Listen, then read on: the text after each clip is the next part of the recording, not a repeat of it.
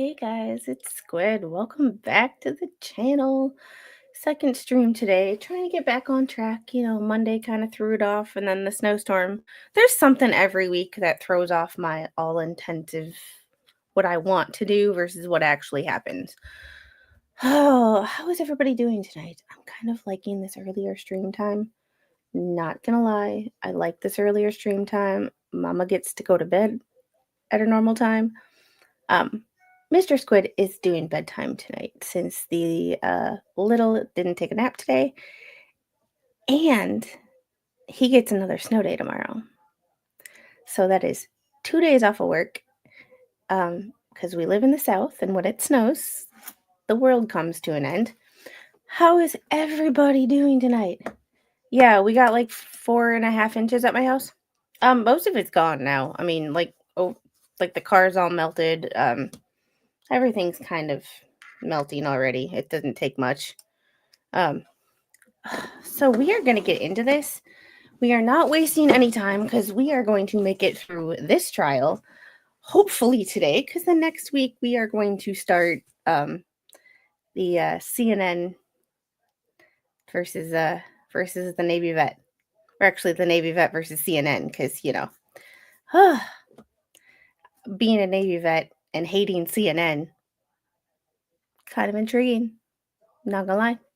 I know the results of the trial, but I didn't actually watch the trial. So we're going to. And hey, Flash fan, thanks for doing everything you do. Please like, sub, and share. This is an awesome community. We try to keep it drama-free around here. It occasionally gets dramatic, but the chat keeps it pretty clear. Everybody's welcome, no matter what your anything is. As long as you can be respectful to my chat is respectful to you. And hey, Jen, how are you? Dion, good to see you. And Carol, doing great. How are you doing? Oh, we're here. We're holding it down. Oh, drama and Bruce Free Zone. Yes, it is kind of quiet without Bruce and Bud Light and all the haters. It's kind of boring, but everybody needs a little bit of that stuff they can laugh at. How are you, Roy? Hope everything is better than it was the last time I spoke to you. All right, let's share my screen.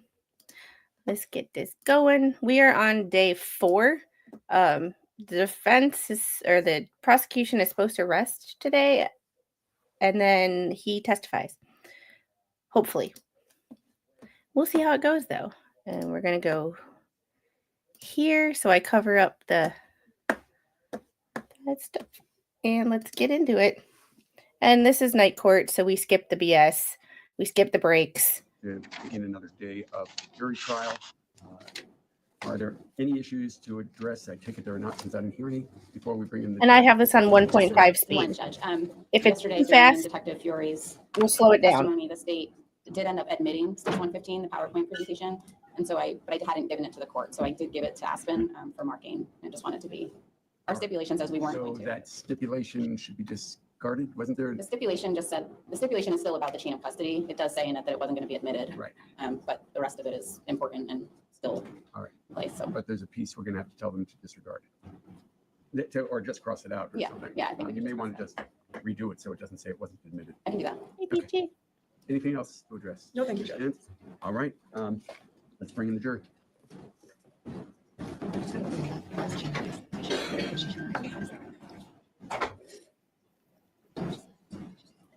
And once again, since we're on night court, we skip the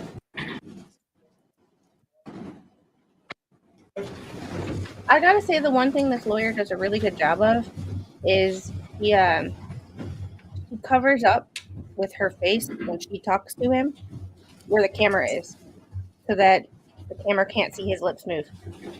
That seems very intentional to me. Anything about this case since retiring yesterday and going home to your respective homes? Yay! All shakes of the head no. Did anybody prayers for the biopsy about this case? Did anybody watch any news accounts of this case since yesterday? Is there any reason why any one of you cannot continue to be a fair and impartial juror in considering all the evidence in this case. And receiving shakes of the head no from all 16 members of the jury. Is the state and defense ready to begin? Yes, Your Honor. Okay. Call your next witness, please. Your Honor, the state calls Dr. Stephen Shapiro.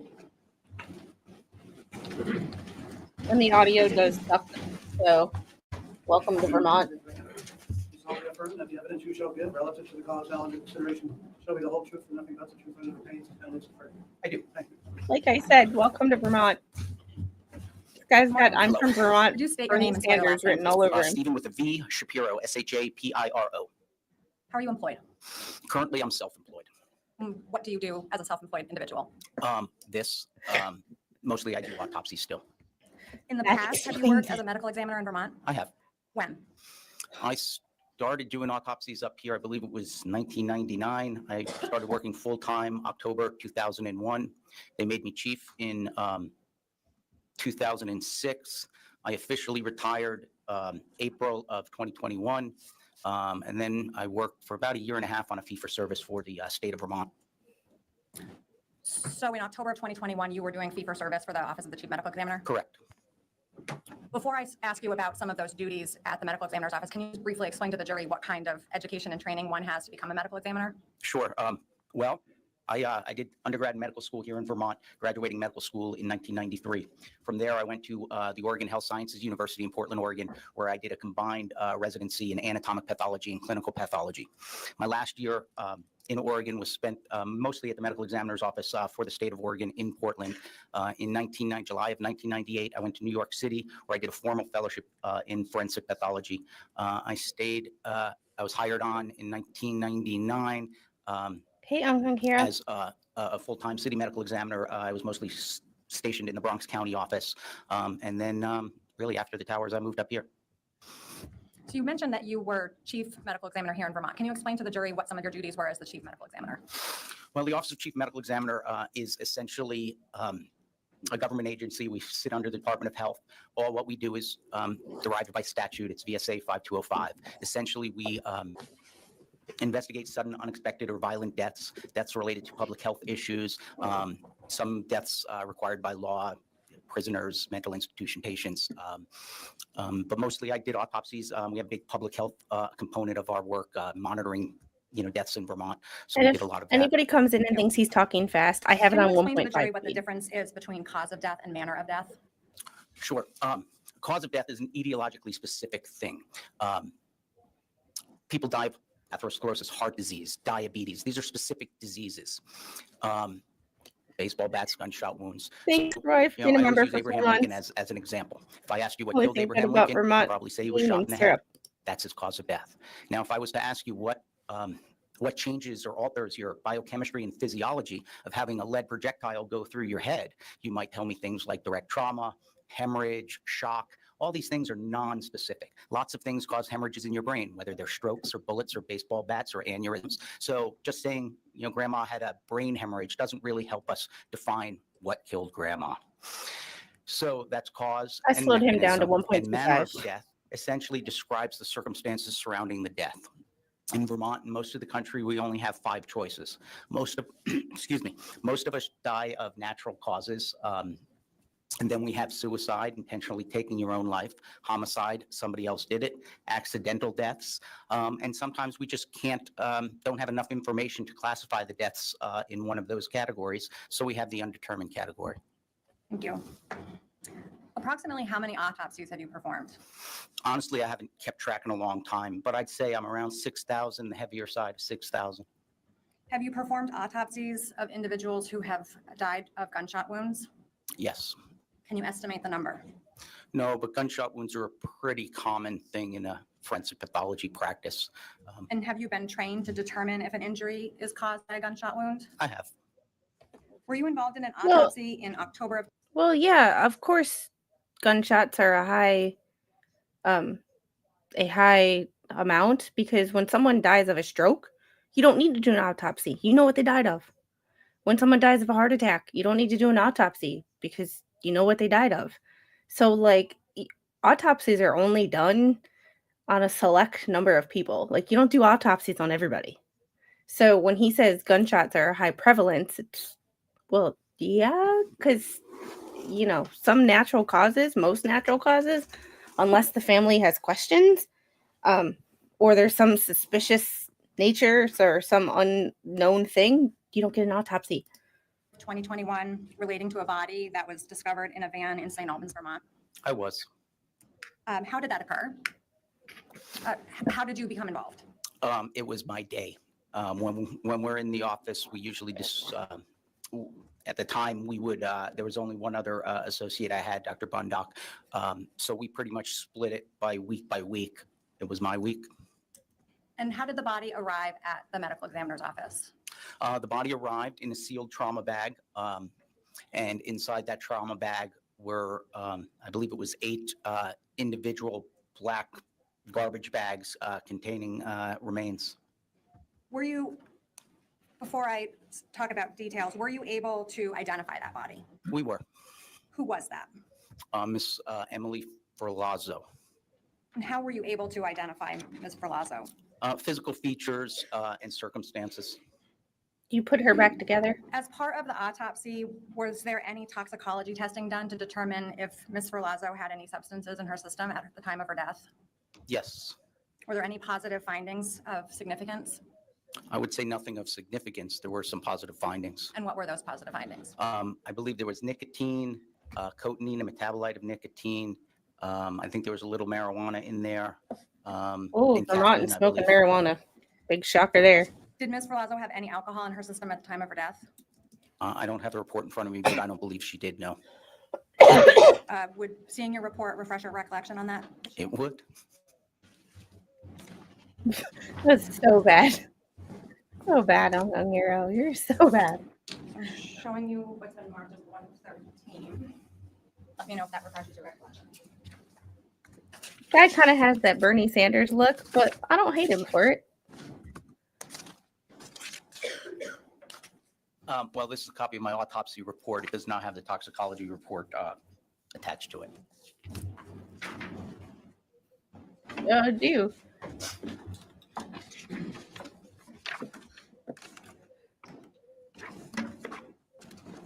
Let's see. Was anyone else present when you conducted Ms. Ferlazzo's autopsy? There were several people there. Yeah. Accurate.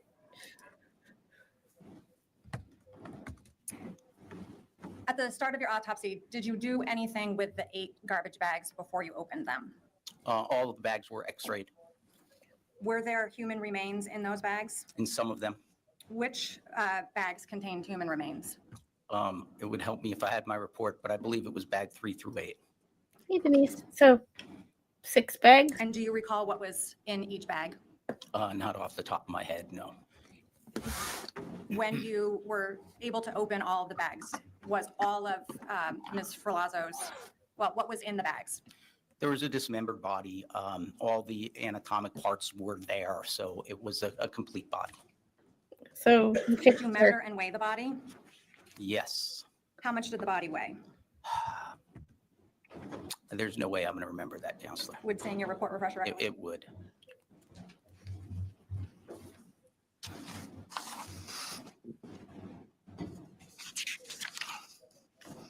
So ooh. the combined weight of all the parts we had is 128 pounds. So just so the record is clear, could Dr. Shapiro indicate what page he's referring to in his autopsy report and that the information is coming from the autopsy report? Thank you. So this is from my Sir, report good objection. on page 3 of 7 under the external examination. I have her as an estimated length of 5 foot 3 inches and a weight of 128 pounds.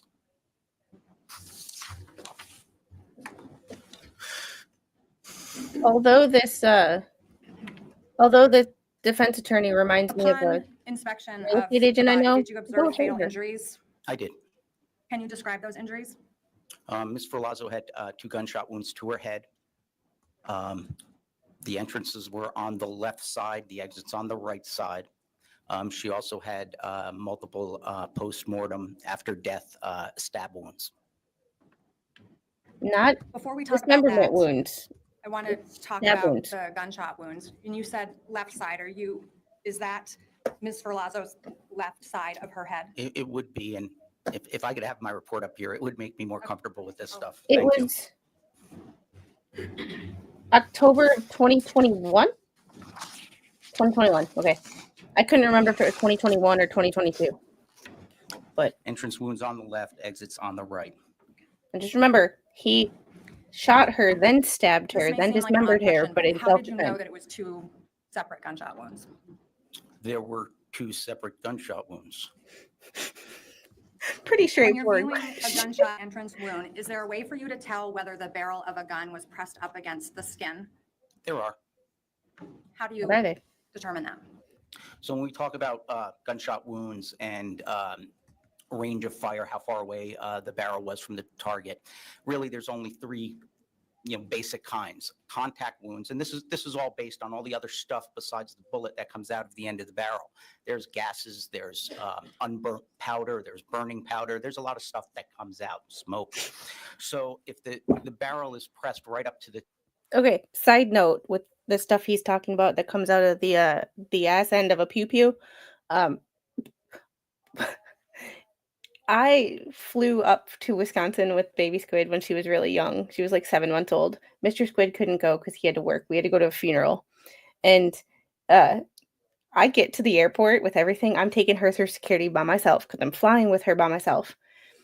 Speaking of the things that the contact powders and stuff, it not only gets on surfaces that the gun sits on, but it also gets on surfaces that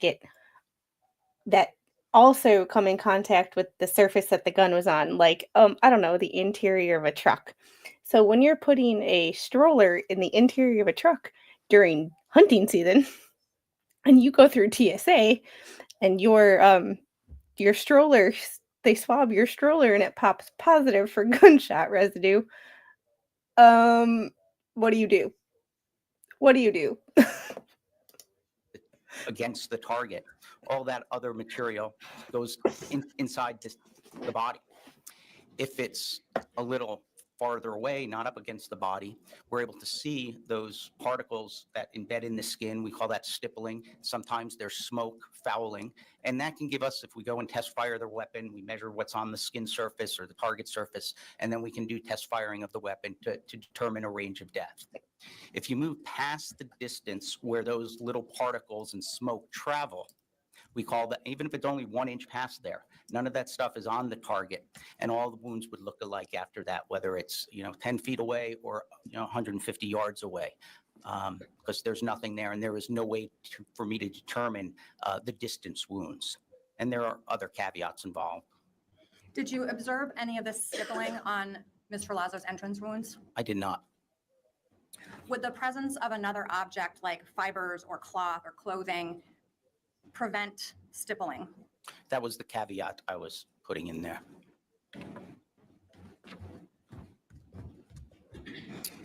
When you're viewing a gunshot exit wound, are there differences in how that appears during autopsy depending on whether the person's skin is up against an object? There are. And can you explain to the jury what that looks like? So when a bullet's fired, it's spinning along like a football, a nice spiral pass. As soon as that bullet hits something, it begins to yaw or tumble. So if it'll go in with that nice spiral, it will make a nice round hole. As it passes through and it's tumbling, goes to the other end, and whether it comes out backwards, sideways, we don't know, and it lacerates. It tears the skin on the way out. If that skin on the exit wound is pressed up against something, when it lacerates out and the skin moves out, it smacks up against, and this all happens in less than a blink of an eye. It smacks up against that surface it's on, and it causes a little abrasion ring around it, which looks very much like an entrance wound. Does the way that this looks depend on whether the object the skin is against is hard or soft? It really just has to be a tight, something up against the skin, whether it's a wall, a chair, a bra strap, something that holds the skin together. So to be clear, there needs to be some contact. Yes. Did you observe anything with regard to the 2 exit wounds on Ms. Ferlazzo that indicated whether or not her head was laying against anything when she was shot? Both of the, May we approach, please? Oh boy. Sidebar. Yeah, this defense team, I know he's probably guilty. Like, I know that, like, you don't do all that to somebody's body and claim self-defense, but like, I don't hate them. Whereas some other defense teams lately, I've been like, I hate you. You're horrible lawyers. You are going to refer to your report, which is fine. If you could just let us know that you're referring to your report and what page you're referring to. okay, well, I don't She think I wanted was to with those approach for last that. two, but on page 4 of 7 is the descriptions of the gunshot wounds. And in the third paragraph under gunshot wound entrance, marked A, in the third paragraph, on the edges surrounding the wound is an approximately 1/8 inch ring of abrasions, parentheses, short exit wound. And on gunshot wound B in the third paragraph, I described it as an approximately 1/16. There is an approximately 1/16 surrounding abrasion, parentheses, short exit wound. I'm pretty sure I could have So tried based that on those case better than observations, Bridget what were you Todd. able to conclude? That Ms. Ferlazzo's head was against something when she was shot. Which means she was not Were you able to coming at determine a him. manner of death for Ms. Ferlazzo? It was And what was that? a homicide. What is the definition of homicide in an autopsy? Really, it's a medical definition, but it's really death at the hands of another. Were the injuries from the 2 gunshots the sole cause of Ms. Ferlazzo's death? Yes. So we talked a little bit about this, but I'm going to ask some specific questions. In addition to the 2 gunshot wounds, you also indicated that Ms. Ferlazzo's body had additional injuries. I'd like to talk about the stab wounds first. How many stab wounds were on Ms. Ferlazzo's body? There was a total of 18 separate stab wounds. Page number. That I just added up on the front sheet, the first page, under final diagnosis 2, In a postmortem van, dismemberment and too. stabbing, A, chest 1, abdomen 8, back 9. Remember, they were in a van, Were you able to cargo determine van, that was whether converted into a these 18 stab wounds camper. occurred before or after Ms. Ferlazzo died? I was. How were you able to determine that? So when you stab somebody or wound somebody in any way, you disrupt the small vessels, the microvasculature. Well, sometimes you disrupt big vessels too, but there's bleeding involved. Bleeding is really a result of having blood pressure. Your heart's beating, your vessels are all having a liquid under pressure. So when those vessels are disrupted, the blood essentially squirts out and causes hemorrhage surrounding those wounds. Ms. Ferlazzo's wounds did not have any evidence of that. Vital reaction is what we call it. Are you At able least to I know it's determine not how that long that weird after she crap died happens too. those stab wounds were inflicted? No. Were you able to determine what type of instrument was used to inflict those stab wounds? The stab wounds,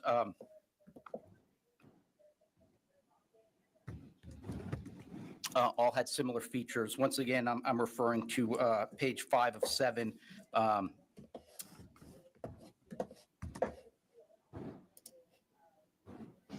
The stab wound of the chest had a blunted edge and a sharp edge. The stab wounds of the abdomen all had sharp edges and blunt edges, and so did the stab wounds of the Hey, back. ladies. Essentially, what this is a single-edged blade. If you take a blade, one side is flat and the other side is sharp. Pretty much any knife is like that, or most single-edged knives are like that. So when it goes into the skin, you can see there's a blunt side and a pointy, sharp side of the wound. When examining a wound on someone's body, is it possible to determine whether it's a slice wound or a stab wound? Yes. And how does a medical examiner make that distinction? So essentially, by definition, these are what we fall under sharp force or cutting injuries. Feel better. Incised wounds or slices are longer on the skin surface than they are deep. Stab wounds are deeper than they are long. And in a lot of situations, there's lots of overlap. And in this case, were these incised wounds or stabbed wounds? These were all stab wounds. Remember, he shot her first. And then The stabbed her. one wound to Ms. Ferlazzo's chest, did that cause any other injury in her body? It did. And what was that injury? I'm referring to page 5 of 7, under stab wound of chest. It perforates the pericardial sac, that's the sac around the heart, and causes the 3 distinct defects of the heart. That would have killed her. That would have killed her just without the Can you gunshots. generally explain to the jury Hey, Paul. where the stab wounds were located on Ms. Ferlazzo's abdomen? I guess to clarify, were they scattered or were they linear? Aruba, have fun. They were sort of grouped. I described them as grouped, but the group was not, very tight. And what about on her back? The same thing.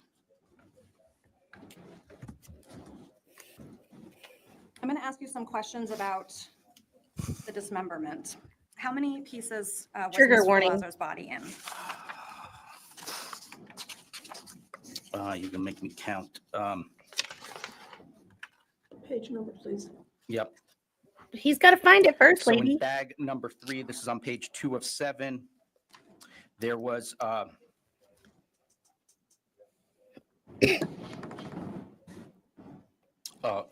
pretty much the left lower extremity minus the left foot. Bag number 4, same page, was Ms. Ferlazzo's head. Bag number 5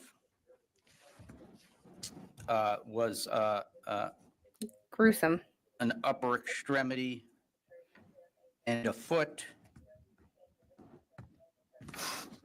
I'm on page 3 of 7 now.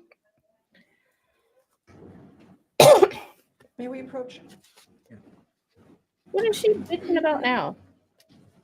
So she asked for page numbers, and that was the last sidebar. He's doing it, but woman, he has to find it first.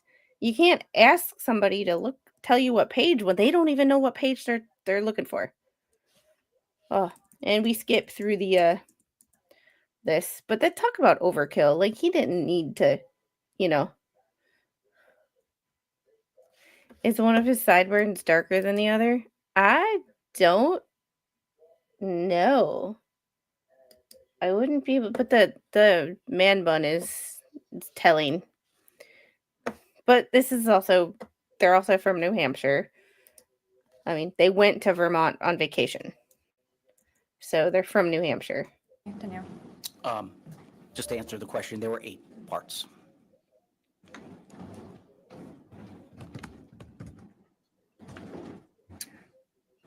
Were you able to determine whether the dismemberment of Ms. Ferlazzo occurred before or after she died?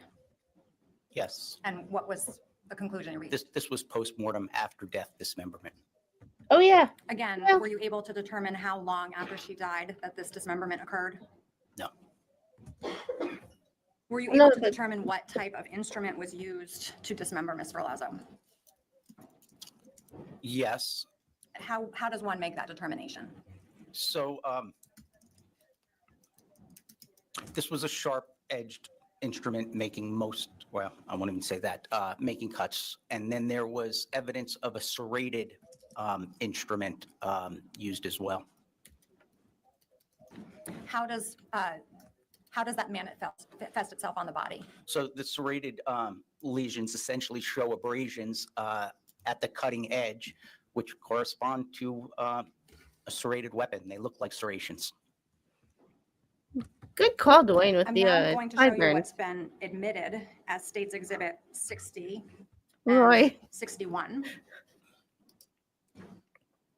Is this the type of serrated edge that could make the marks that you saw on Ms. Ferlazzo's body? It is. And lastly, I'm going to show you what I've marked for identification as 113A. Kind of like his tie, though. Ask if that would refresh your recollection, and I'll ask one final question. Kind of fair sense style for somebody who works with dead people.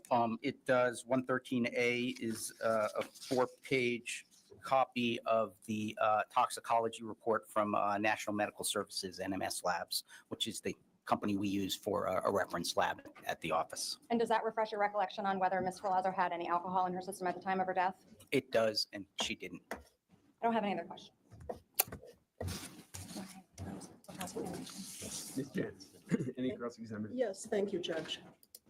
Good morning, Dr. Shapiro. Hello.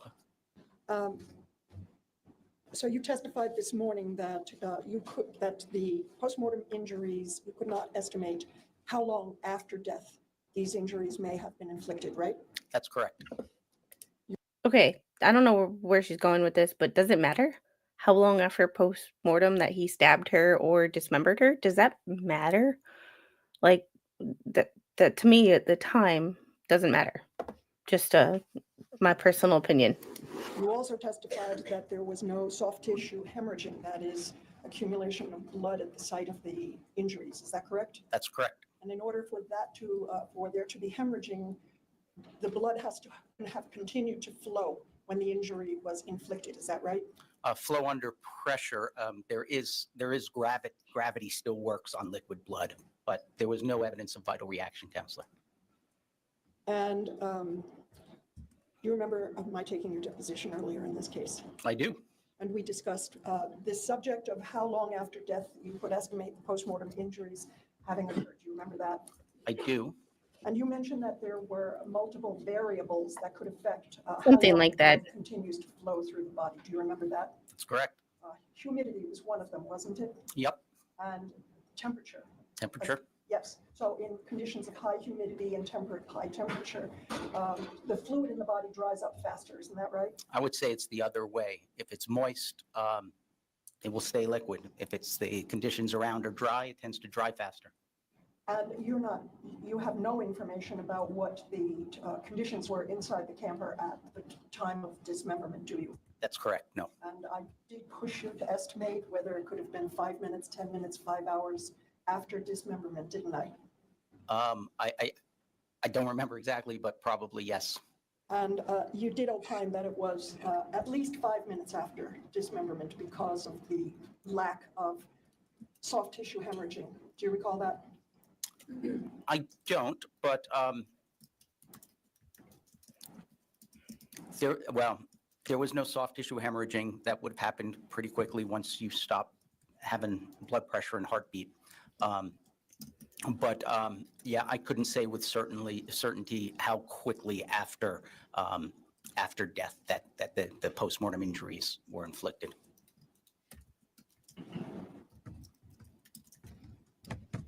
Hey, Selena.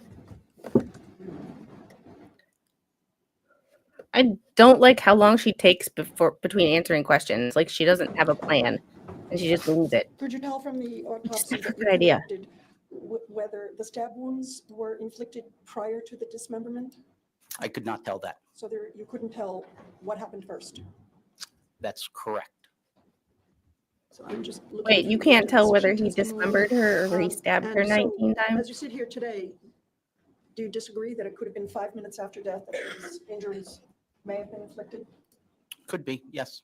What is the point if it's 5 minutes or 5 hours? He dismembered her. As long as she was dead when he dismembered her, because that would make it even more gruesome. Ugh. I have nothing else, thank you. Yeah, I don't like the way this lawyer asks questions. No redirect. I like this doctor. He had he didn't do the Amber Heard where he was like this every time. He just looked at the lawyer, he looked at the jury, he looked at the lawyer, just natural conversation. Does the state have any further witnesses? It's nerve-wracking to We be do up not, there, but Judge, aside from not that accepting hard. the stipulations, the state has no further evidence. The state rests. Yes. Party want to approach for a moment?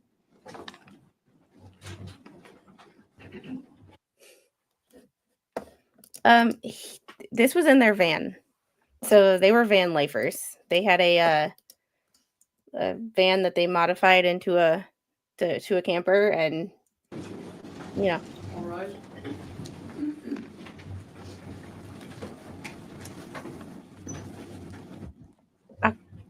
October 2021. So yeah, it's been a while, and you know how many autopsies he's probably done since then? I mean, he's retired now, but like, I can't remember what, like I said, I can't remember what I ate for breakfast yesterday, let alone, I can't remember if I ate breakfast today. Yeah, I did. Let alone, like, what happened in a case Did you? 4 years do you ago. want- I would make my motion now, or that we would have a break before the motion. I can do either one, whatever the court wants. So let's let Ms. George, listen this way. I at least get to see Ms. Johnson again. I do like that lawyer's shoes, though. Sorry, I judge. I know, like, I'm ratty hair and like a banded or Drake sweatshirt. So, but like, I don't know. we can't help it. Like the Judge, the could we brain do a judges. bathroom, 5-minute bathroom break? Why don't you take 10 minutes, gather Thank your you. thoughts, and then we'll come back. Thank you. Whether we like it or not, the brain judges what we look like. That's part of the fight or flight system. Our brain judges to know what kind of situation we're in. So we judge people for our own safety. It is what it is. Primitive brain. All right, back on the record in State versus Joseph Ferlazzo, 21 CR 8967. Take a bathroom break and a collect thoughts break. Ms. Jantz, do you have any motions? Yes, thank you, Judge. I move under Rule 29 for a judgment of acquittal. Nope. Okay, any argument you wish to make or no? Yes, let me turn my ears back on. I apologize, Judge. They have to do it. Like, I understand every lawyer has to do it. I just think The it's state has stupid. failed to prove. Mr. Ferlazzo is charged with first-degree murder. The elements are that it was that he caused the death of Emily Ferlazzo, that the killing was unlawful, that it was willful, premeditated, and deliberate. In this case, we heard testimony by Mr. Ferlazzo in his interview with the police that that he was overcome by rage. Oh, he was hot, he lost focus, blurry, a wave came over him. These are indications of passion or provocation. Therefore, I think that there is sufficient evidence that's already been admitted to the court that Mr. Ferlazzo was overcome by passion or provocation. That would make this not a first-degree murder case. And the state has failed, because it's their burden once there's testimony of passion or provocation, to prove beyond a reasonable doubt the absence of passion or provocation. There are, according to according to Belaski, 4 things to establish provocation. Adequate provocation, I believe, has been shown. Inadequate time to regain self-control or cool off. I anticipate the state's argument is that Mr. Ferlazzo said that he waited 5 to 10 minutes after he was attacked by Emily before he shot her. There's no testimony that that was enough time to cool off. No testimony whatsoever. The third is that there was actual provocation, and he's testified to that. I And don't that the fourth actually is hate that this there was argument, an though. actual failure to cool off. Isn't it the jury's determination of whether the provocation was so great as to create heat of passion that would not justify but reduce the killing from? And usually, by the way, the instruction given is usually for second-degree murder, because the case law is pretty clear that if you find premeditation and deliberation, you necessarily are not finding great. So I'm sure that's a discussion we're going to have later on when we So deal with I'm the jury I'm instruction. prepared to address that, Judge, in State v. Yo, which was charged as a first-degree murder case. Right. The instructions included not only second-degree murder, but voluntary manslaughter. That's right. And so it's not, Belaski was a second-degree murder case. No, I'm not suggesting you may not have a voluntary manslaughter charge here. And the instruction you're wanting for the second-degry murder, I think case law may suggest that that really is a second-degree murder charge, not a first-degree, because I think it was the defense lawyer who properly said that there's an inverse relationship between premeditation and deliberation and great provocation and sudden passion. But in any event, that will In any figure event, out later Judge, on. my motion for judgment of acquittal is based on the fact that there was testimony by Mr. Ferlazzo in the admitted state's exhibit of his videotaped interview with the police. that he was under great passion and provocation, and there was no testimony introduced to rebut that in any way, much less beyond a reasonable doubt. That's my Gabby. motion for I judgment of appreciate it. acquittal. So it's largely on the premeditation / deliberation pieces as compared with great provocation. And is that, That's right. Ms. George, did you want to respond? Just Okay, briefly, before she responds, like usually when defense attorneys bring these motions, I'm like, their arguments are stupid. But she actually has a valid argument. I don't think it's going to work. But like, this is the first defense lawyer I've seen in months that has actually had a good reason for judgment of acquittal. Like, I know every lawyer has to do it, but some lawyers are just like, that's the stupidest argument I've ever heard. But this actually made me stop and think. Judge, I That's think half that the point, right? state's perspective of the Hey, evidence Tammy. is that there was no provocation. By Mr. Ferlazzo's own words, there was no, certainly not adequate provocation. There was, by his own words, more than adequate time to cool off. He first said 10 to 15 minutes, but even giving him the benefit of the doubt, 5 to 10 minutes is more than enough time from the state's perspective, at least for the jury to find that there was adequate time for him to cool off. There was no actual provocation. In his statement, he multiple times says that he was sitting there and she was trying to unfurl his piece, and that he was listening to the rain, and then he decided enough is enough. And not only got up and immediately just killed her, he got up from the couch, he walked over to the closet, he got his gun out, he grabbed a throw pillow, he jumped on the bed, he put the throw pillow over her face after she said, "Are you fucking kidding me?" And then he not only shot her once, but he shot her twice. I think from the state's perspective, those are all really clear evidence that this was not provoked, and that he had time to cool off, and he made a very clear decision, and in his own words said that it was the worst decision, but that he made a decision to stop her. Thank you. The court will deny the motion. As parties know, this on Rule 29, you take the evidence in the case in most favorable to the state. You don't consider modifying evidence at that time. Okay. In terms of just because voluntariness of this confession has been I'm speeding it back up because the judge assessed, neither party is is arguing slow. that for purposes of this motion, but I will note for the record that the statement clearly Mr. Ferlazzo immediately says he wishes to talk to Detective Boris after Detective Boris and I've seen it done very differently, very carefully goes over his Miranda rights with him. Frankly, the court was impressed with the time he took to do that. And Mr.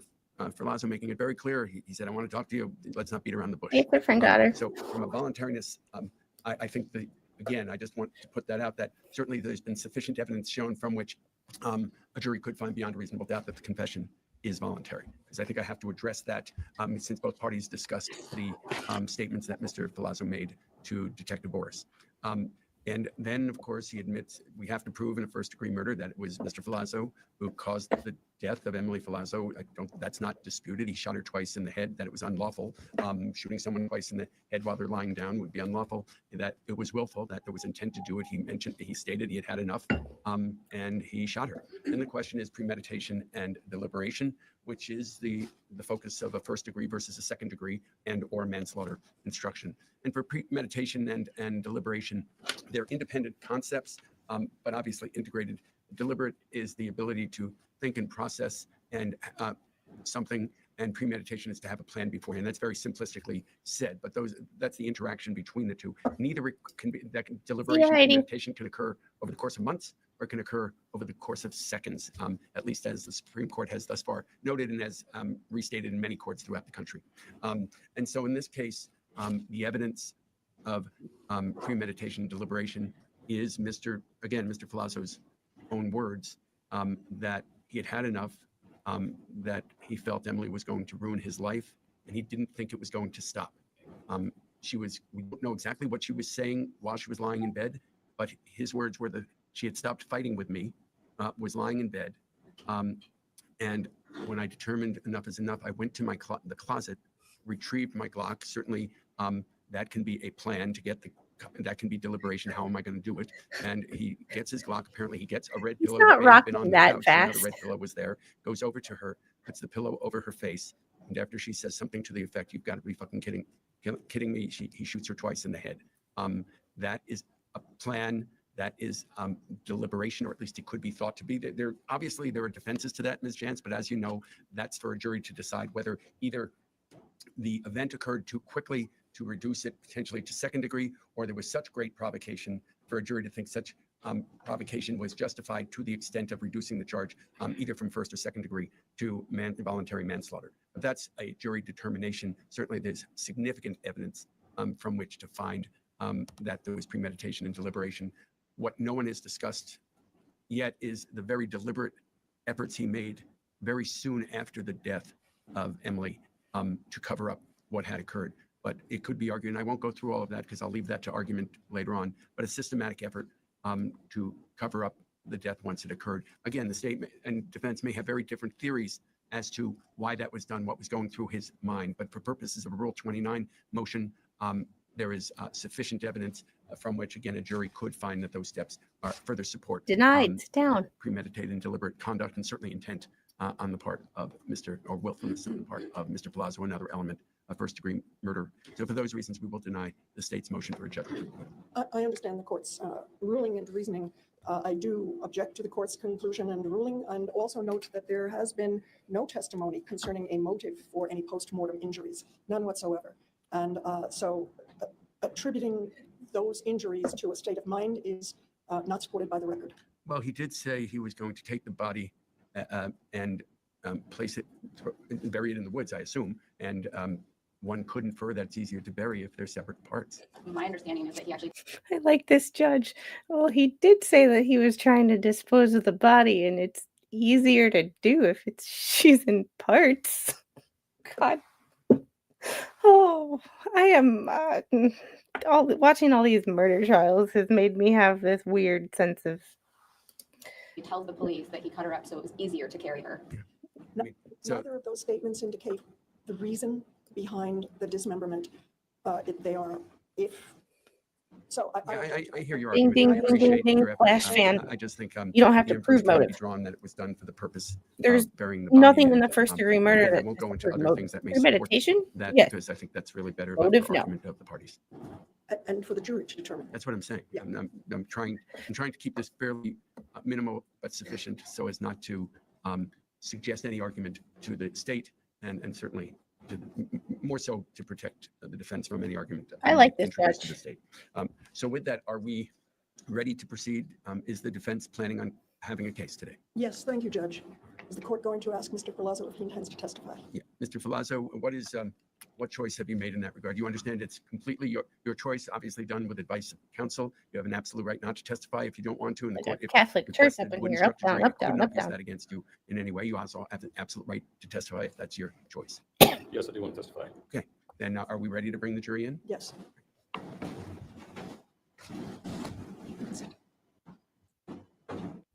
Skipping that.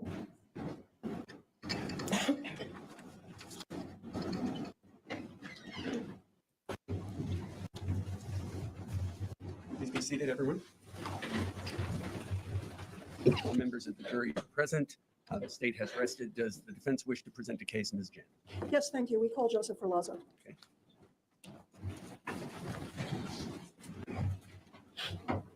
Consideration shall the whole truth and nothing.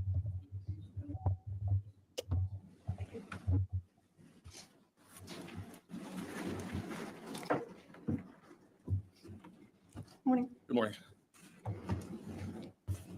What's your name? Joseph Ferlazzo? Joseph Ferlazzo? Yes, All right, I'm slowing this You back the down to defendant in this case, correct? 1.25. correct. So Joseph, we're going to take things one subject at a time, okay? Very good. How are you feeling this morning? Very nervous, very anxious, very tired. I agree, Denise. Yeah, Okay. Reaches a point where you feel you need a break, let us know, please. yes.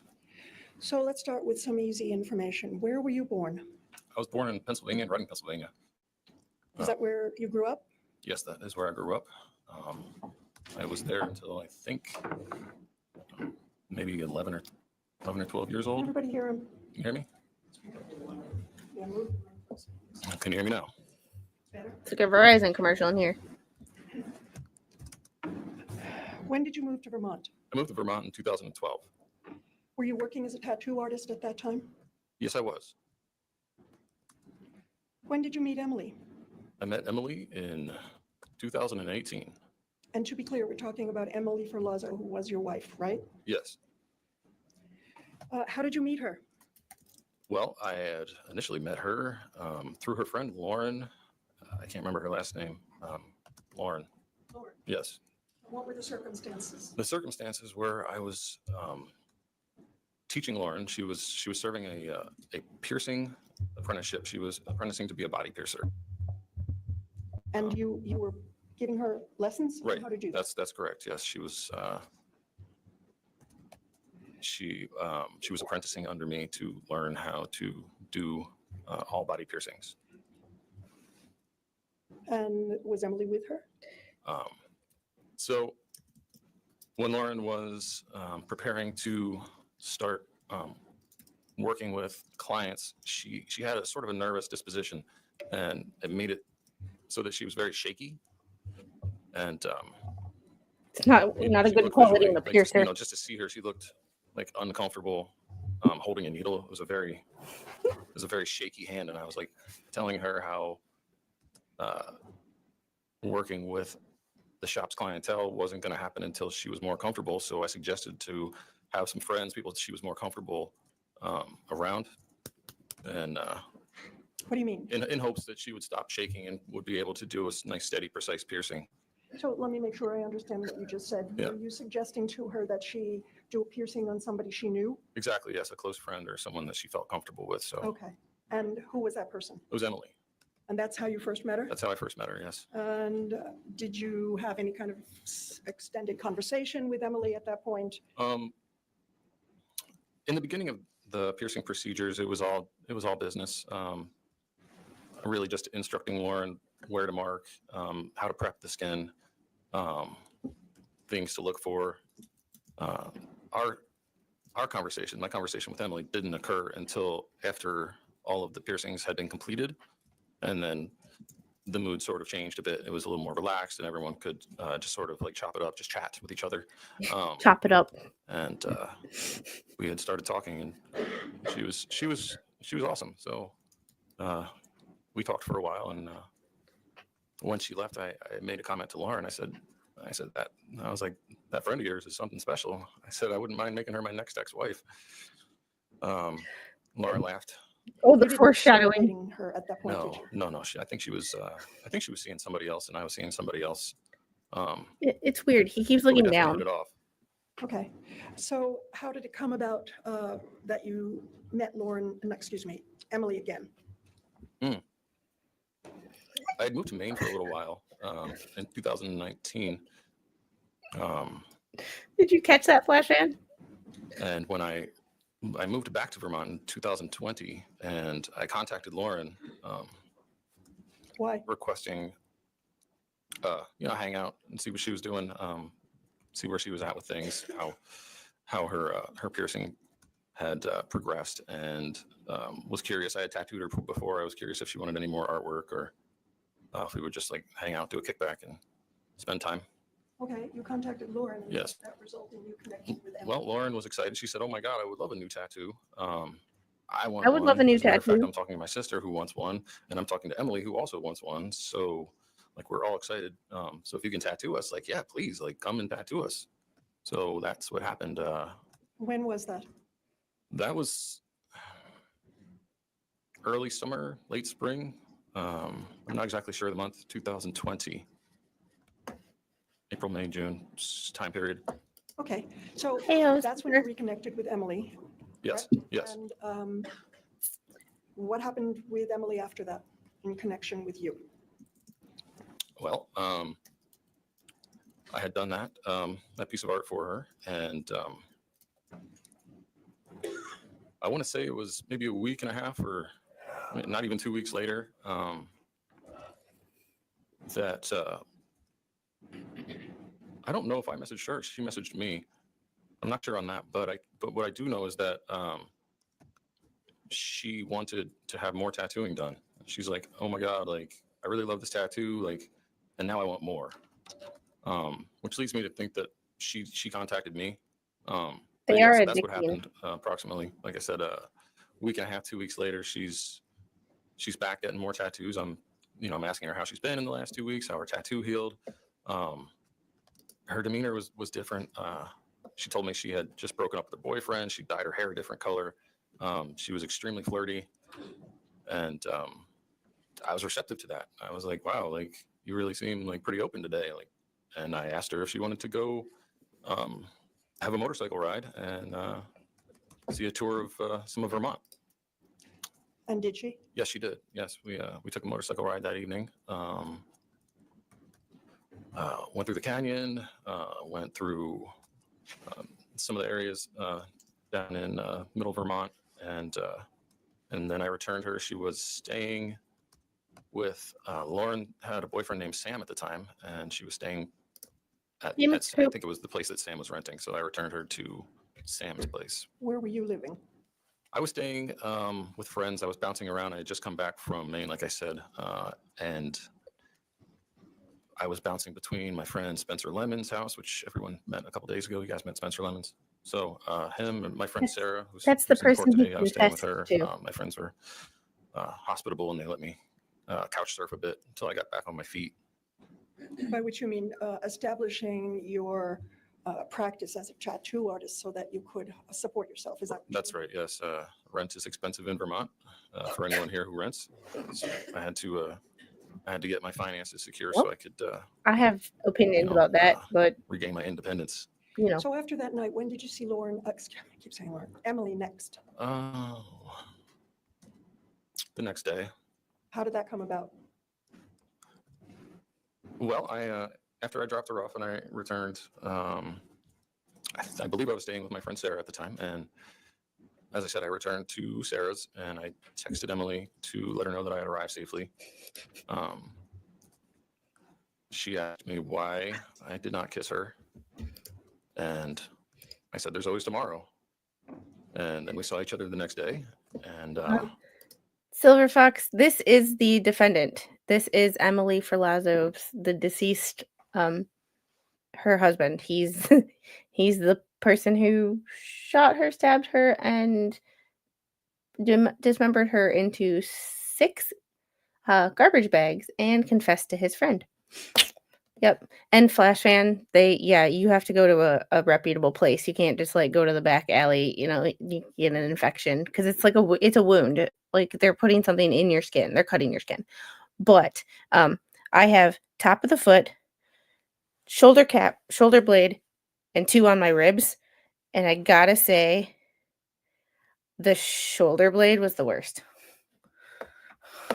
But yet, it's like childbirth. It hurts, but you want to do it again.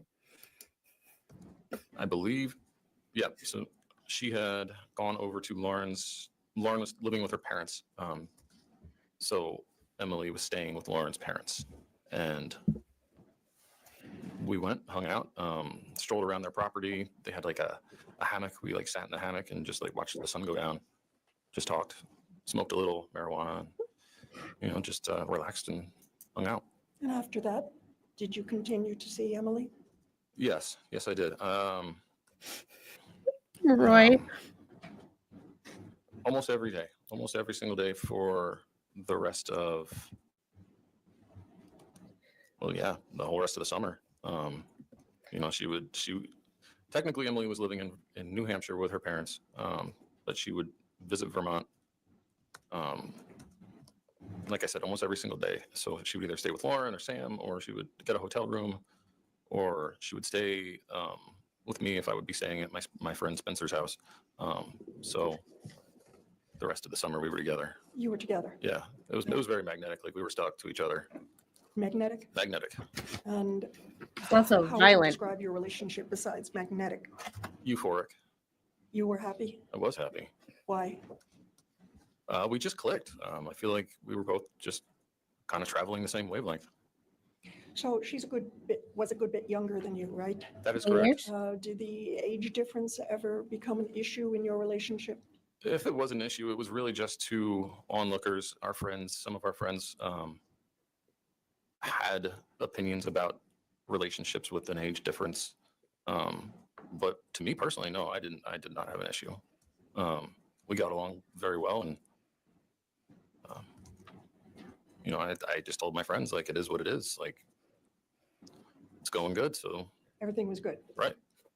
And did there come a point where you and Emily decided to get married?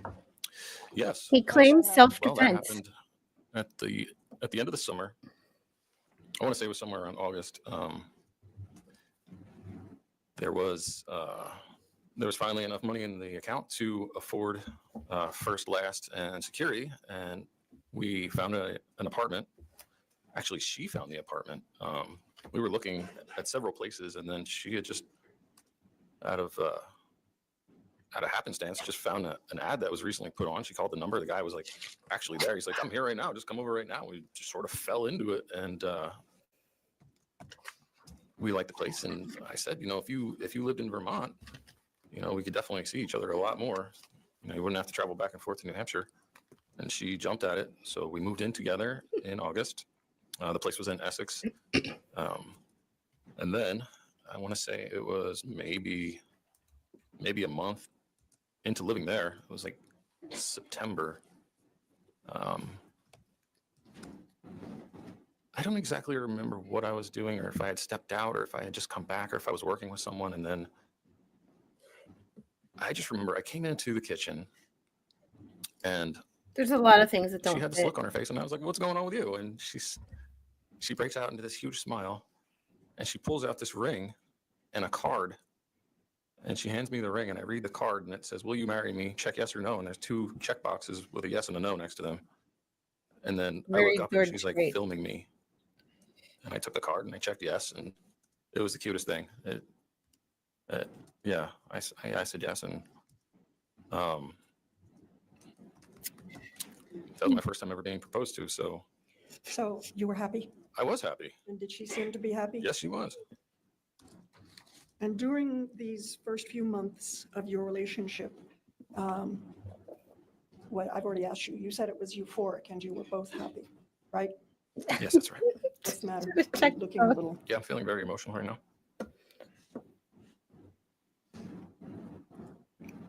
what's bothering you? I miss her.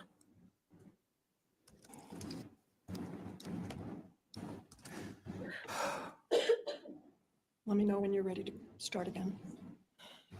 I'm okay. You're okay? I'm okay. How does So one you said that defend themselves when someone is laying Yes. down in bed? September, In September, you and she decided to get married. that's right.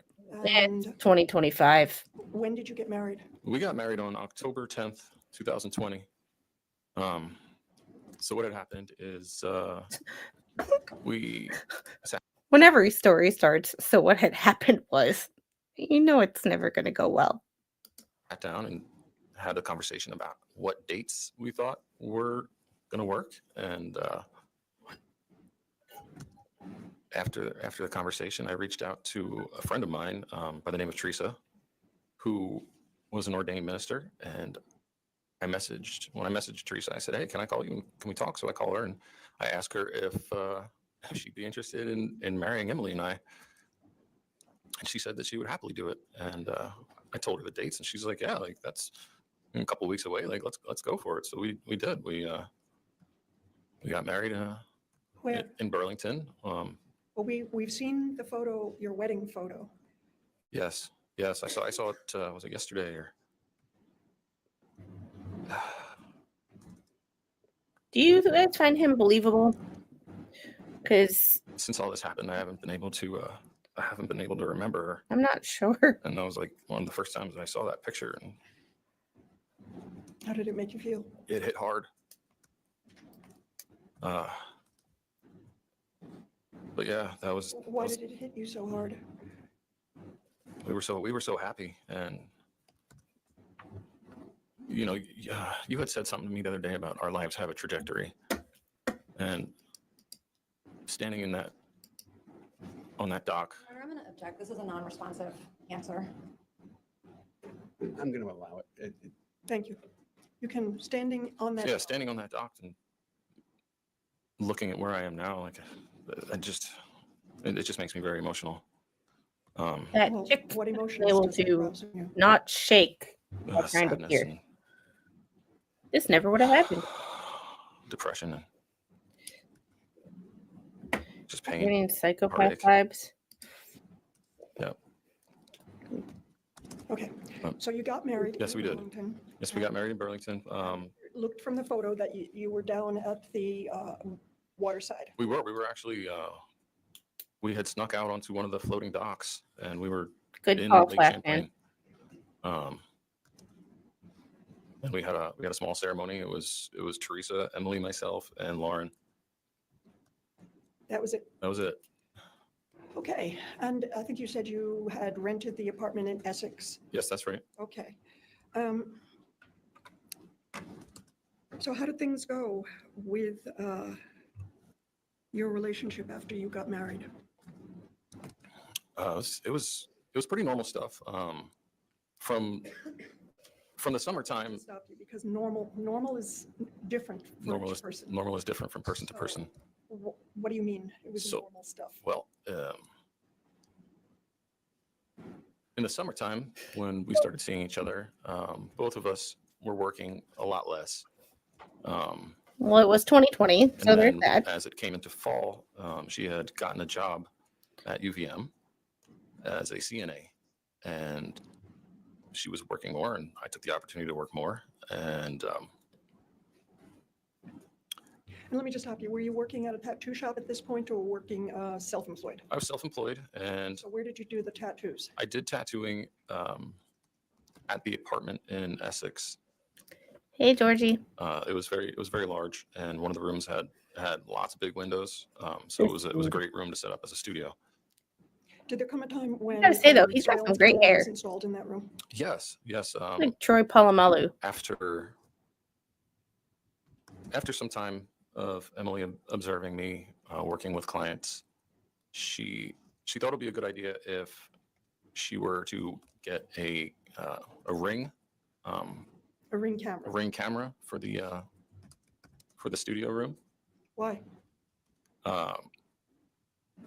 Well, to keep an eye in case anything happened, if anyone were to like pass out, or if I was to flirt with a client, or say something got stolen on a bathroom break, just reasons for having a security like a surveillance camera.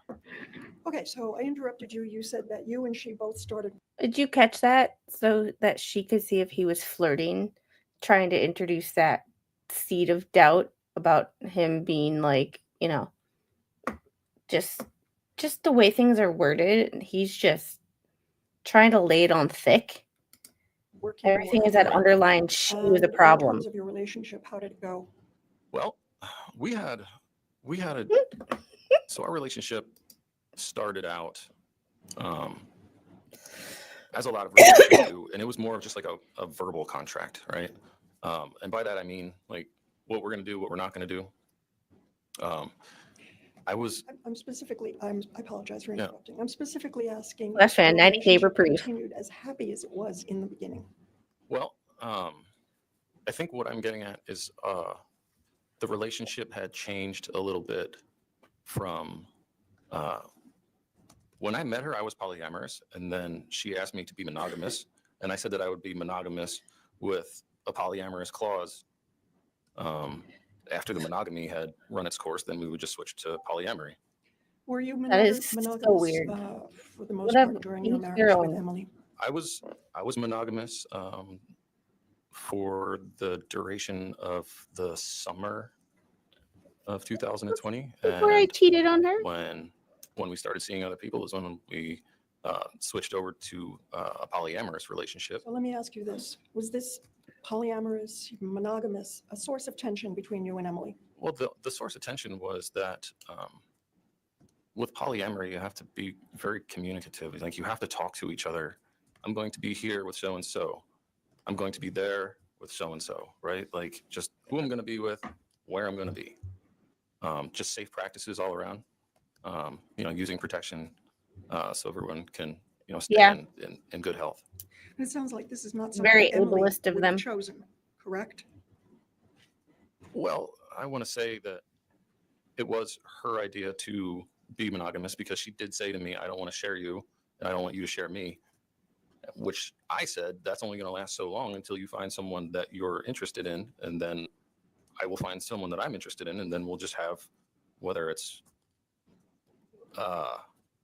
group interactions or if it's separate interactions. Putting aside this tension that may This is something that I had no idea about going into this case, that this was a thing with them. or may not have existed about the sexuality of your and Emily's relationship. Right. How did the rest of your relationship go with her? Well, there was obvious flaws to the communication breakdown, and it started to spur arguments. I left my device open for her to see who I was talking to, Your phone, my phone, yes. and it led to it led to violence and Well, explain what you mean like by physical abuse started coming into our relationship, where she would go through my phone and then respond by beating on me. that. Do you remember the first time that may have happened? Yes, I do. Tell me about that, please. Well, I put my phone on the charger, and she invited me to watch a season of whatever show that she was binging, so that we would sort of both be versed in the show and we could sort of talk about it.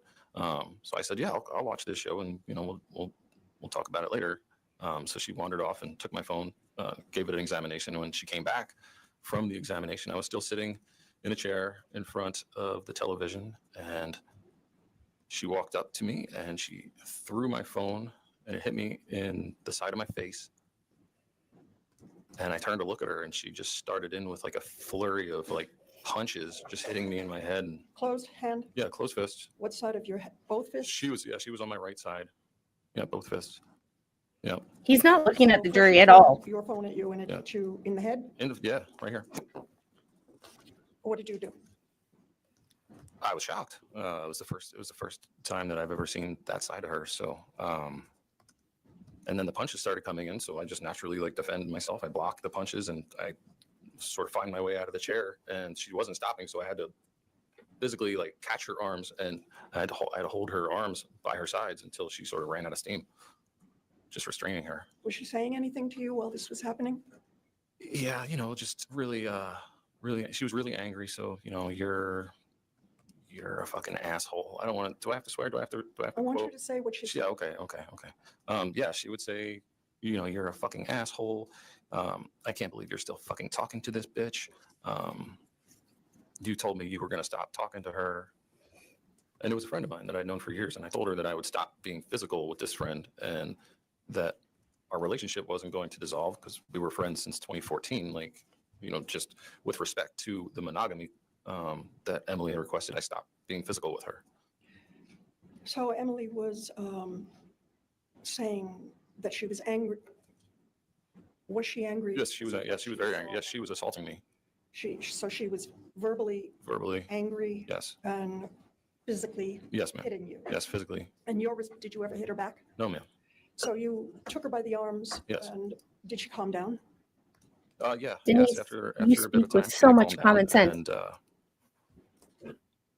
And when she finally stopped yelling, I opened up communication to tell her that I wasn't continuing a sexual relationship with Victoria, like I had previously said, that it was strictly friendship, only platonic, and there was no reason for her to be upset. Like, her and I were very physical. We were always together. Like, Who are you talking about? Emily, yeah, like Emily, we were- Emily and I there was no issues where I wanted to, at that moment, like at that time, like I didn't want to be with anybody else. Okay.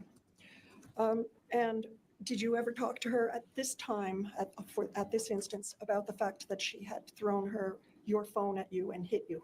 Did you ever talk about that? Oh, yeah, actually, yes. I said that. I did. I said that. It's not okay. Like, I don't hit you, so please don't hit me. Like, I grew up in a household where hitting happened, and I don't want to continue that. And her and I had talked about bringing children into our relationship, so I thought that domestic abuse definitely needed to be like cut out of the equation. What did she say? Sorry, I get hit with a cell phone every day. I have a toddler. can I claim can I claim DV? Because she threw her iPad at me today and it hit me in the face. Can I claim like some sort of like, problem here? Just kidding. Like she really did throw her iPad and it really did hit me in the face. But I joke about the DV. Welcome to parenthood. Now I'm behind as my son just called from the hospital to give me the information that the doctor gave him when they did the evening rounds. Good news? Good news? Good news? Well, she had apologized after some time for her harsh reaction, and we had gotten together and sort of made up, you know, uh, physically, emotionally. I think that we got to a place where it didn't happen again. For some time. How long is some time? A week, a month? It was probably a good month, or maybe even a month and a half. And I forgot to ask you, approximately when did this incident happen?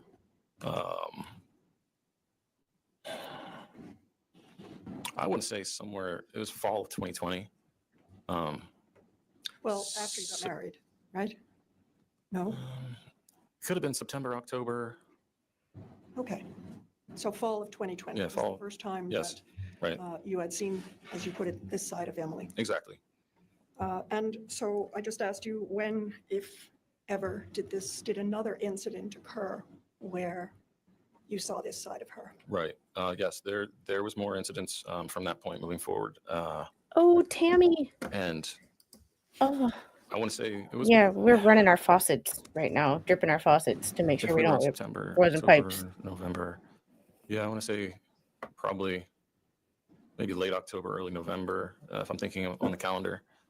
Hard to say exactly, but there was another instance where Fingers crossed, Roy. I recall I was sitting on the bed in our bedroom and I was sending a text message.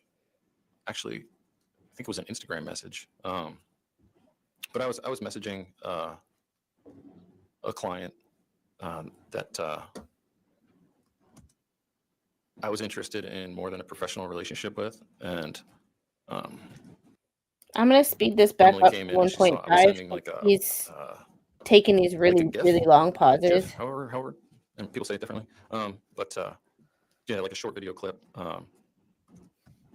And when Emily came into the room, she had her laptop computer, and she saw what I was doing, and she assaulted me with her laptop. What does that mean, she assaulted you? She jumped on the bed and struck me in the head. Like she hit me. She had the laptop and she hit me with it Where? in my head, What part of your head? like the back of my head on the right side, I guess. Did she say anything? Yeah, she said things like "you're a piece of shit" and you, something about pathetic. Yeah, I don't remember a whole lot of other verbiage, but Did she do anything else physical other than hit you in the back of the head with her laptop?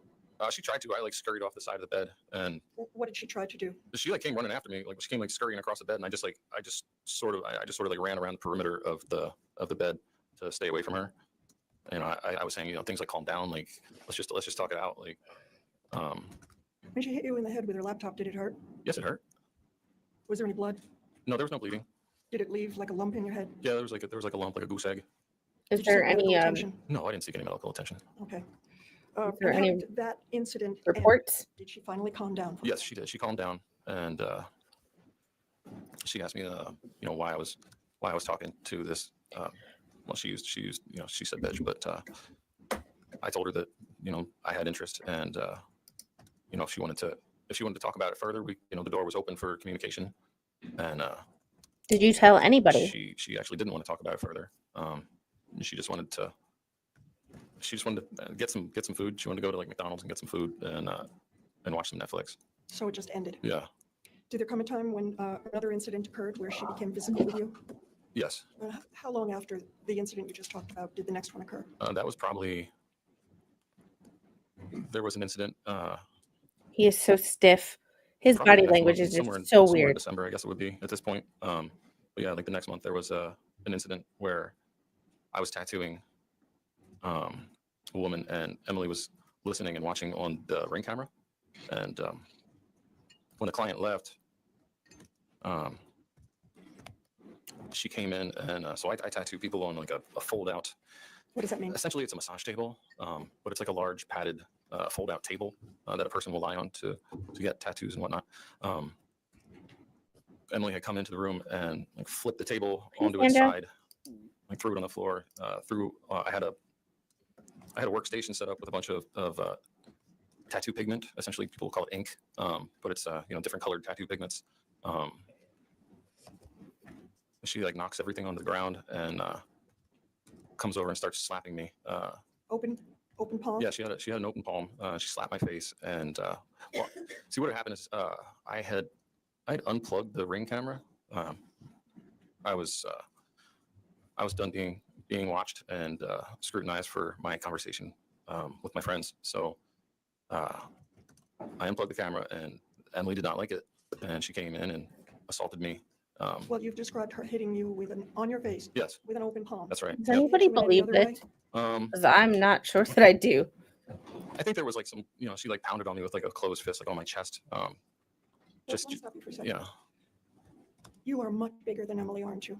I'm 6 foot, probably about 200 pounds. And she was much smaller than you. wasn't She's she? 5'3", about 130 pounds. So I've asked you a couple of times if what she did to you hurt you. Explain to us how a woman who's that much smaller than you can actually inflict pain. Well, I think my nervous system is working pretty well because if someone hits me, I feel it and I have a pain response. She hit hard. She wasn't. She wasn't a gentle person. I wouldn't describe her as gentle. Okay. So she came in and she said, "I can't believe that you're fucking this bitch," and threw everything in the tattoo room around. And she told me she was going to have my license revoked and ruin my business and tell all her friends to not get tattooed by me. And how did this incident end? I told her the same things I told her before. Like, you got to stop hitting me. There's another way to work through this. And at this point, it had been multiple times, and that's when I suggested us getting a couples therapist. So, And you did. yeah, we got a couples therapist. Her name was Dr. Webster, and I was trying to find a way to not stumble across the landmines, so to speak. What does that mean, stumble across? Emily had triggers, and I didn't want to trigger her to make her respond with violence. So I thought working with a therapist would be a good way that I would be able to understand her more. Like I said, we were talking a lot about introducing. No a child, offense, but and what dude I is thought the one if who you're gonna hit me, you're gonna recommends hit the child. therapy? I'd seen her kick my dog on occasion, and I was like, I was in love with her, and I wanted to move forward with our relationship and have a baby, and I was scared for the baby. So the therapist was the natural choice. Give us the tools that we need to have a healthy, safe space. So after you and Emily started my seeing God, a you just therapist, said did safe she or space. did she not continue to hit you? She did. We set up Oh, Zoom sessions with Dr. Webster. This was during COVID. Yes, this was during COVID, you just and then said also safe there was space. excuse me. He's in his Dr. 40s. Webster was located in Vermont and then moved to Massachusetts, so also the distance that we just continued to have Zoom sessions instead of going to seek her out in an office setting. But you said notwithstanding your and Emily having couples counseling, she continued to hit you. That's correct. Do Yes, you remember the next time that she hit you? there was an incident that I do remember her assaulting me with a wine bottle. Oh, here we go. And that time was very strange to me because there was no Okay, Amber. she didn't say anything. There was no swearing. There was no nothing. Like it was odd. I got a glass of wine. Let me stop you. Yes. Is this the New Year's Eve incident? I believe so. And this is what you remember hearing Emily's mother talk about? Yes, I heard Adrienne talking about that the other day. Her from Yeah, locking herself in her room. I do remember her locking herself in our bedroom. So this incident you are now going to tell us about started with you getting a glass of wine. Yes, I got a glass of wine. I was in the living room. I was sending a message to someone. I don't remember who. And Emily had walked past me, looked at what I was doing, retrieved the wine bottle. Was it empty, full? It was like half full. Okay. Um, Was the cork in it? yes. Yeah, she brought it back. I'm sitting on the couch. I believe I'm just scheduling, and she assaults me. She starts hitting me with the wine bottle Where? in my head and arms, and Yeah, Where on your head? in the back of my head. and did you call the cops? So I'm going to ask you obvious questions, but did that hurt? Yeah, it's a wine bottle to your head. It hurts. Yes. And then you said she hit you in other places on your body with the wine bottle? Yes. On my arms, I put my arms up to not get any more blows to the head, and I saw an opportunity, so I wrestled the bottle away from her, and I took it and I held it away from her, and I pushed her away, and I said, "Stop hitting me," and she ran into the bedroom and like slammed the door and locked it, and she didn't say anything, so I go and I try to go in the bedroom to get an explanation, and she's just in there, and I'm yelling like, "Are you gonna explain yourself? Like, what just happened?" Did she answer you? No, I just heard her. I guess she was on the phone. Okay. How did that incident end? It just ended with her like coming out and being like, "I want a Coke. Will you take me to get a Coke?" And I'm like, "Oh, yeah.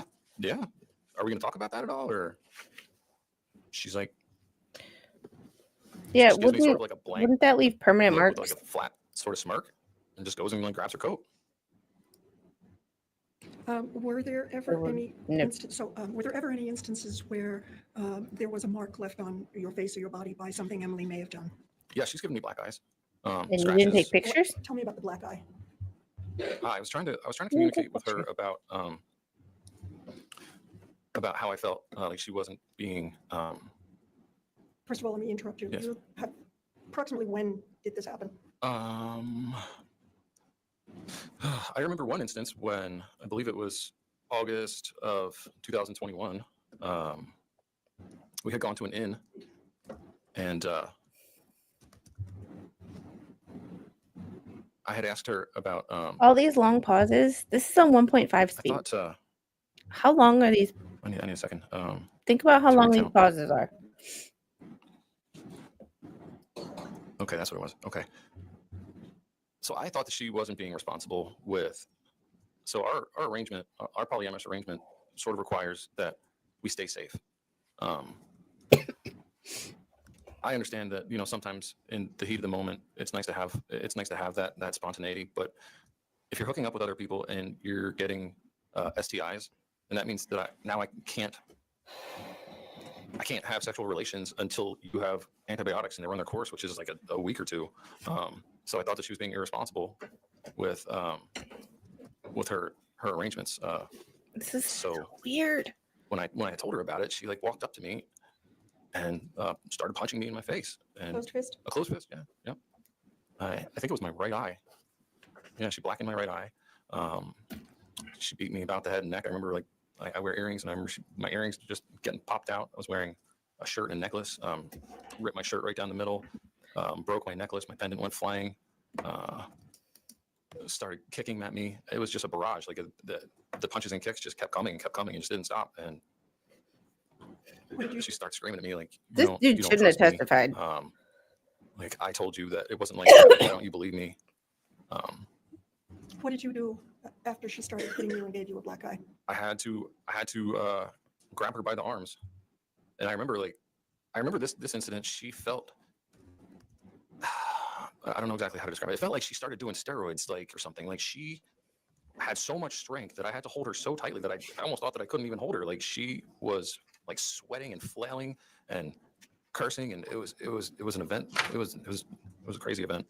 But I had to like hold her down, and I had to like lay on top of her and like hold her down bodily and wait. It was minutes for her to run out of steam.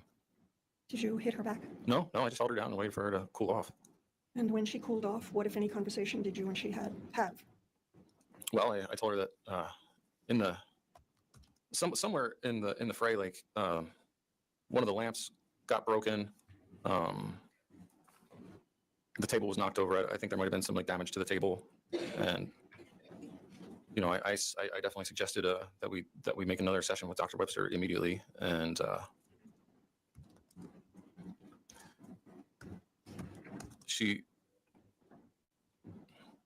I want to say she just gave me a bit of silent treatment, and then when she finally did start talking to me, it was things like why don't you believe like what I say, like, and I just want you to believe what I say. So I told her that I was concerned for my own physical health because she would tell me, graphic details about how she felt after intercourse with said individual.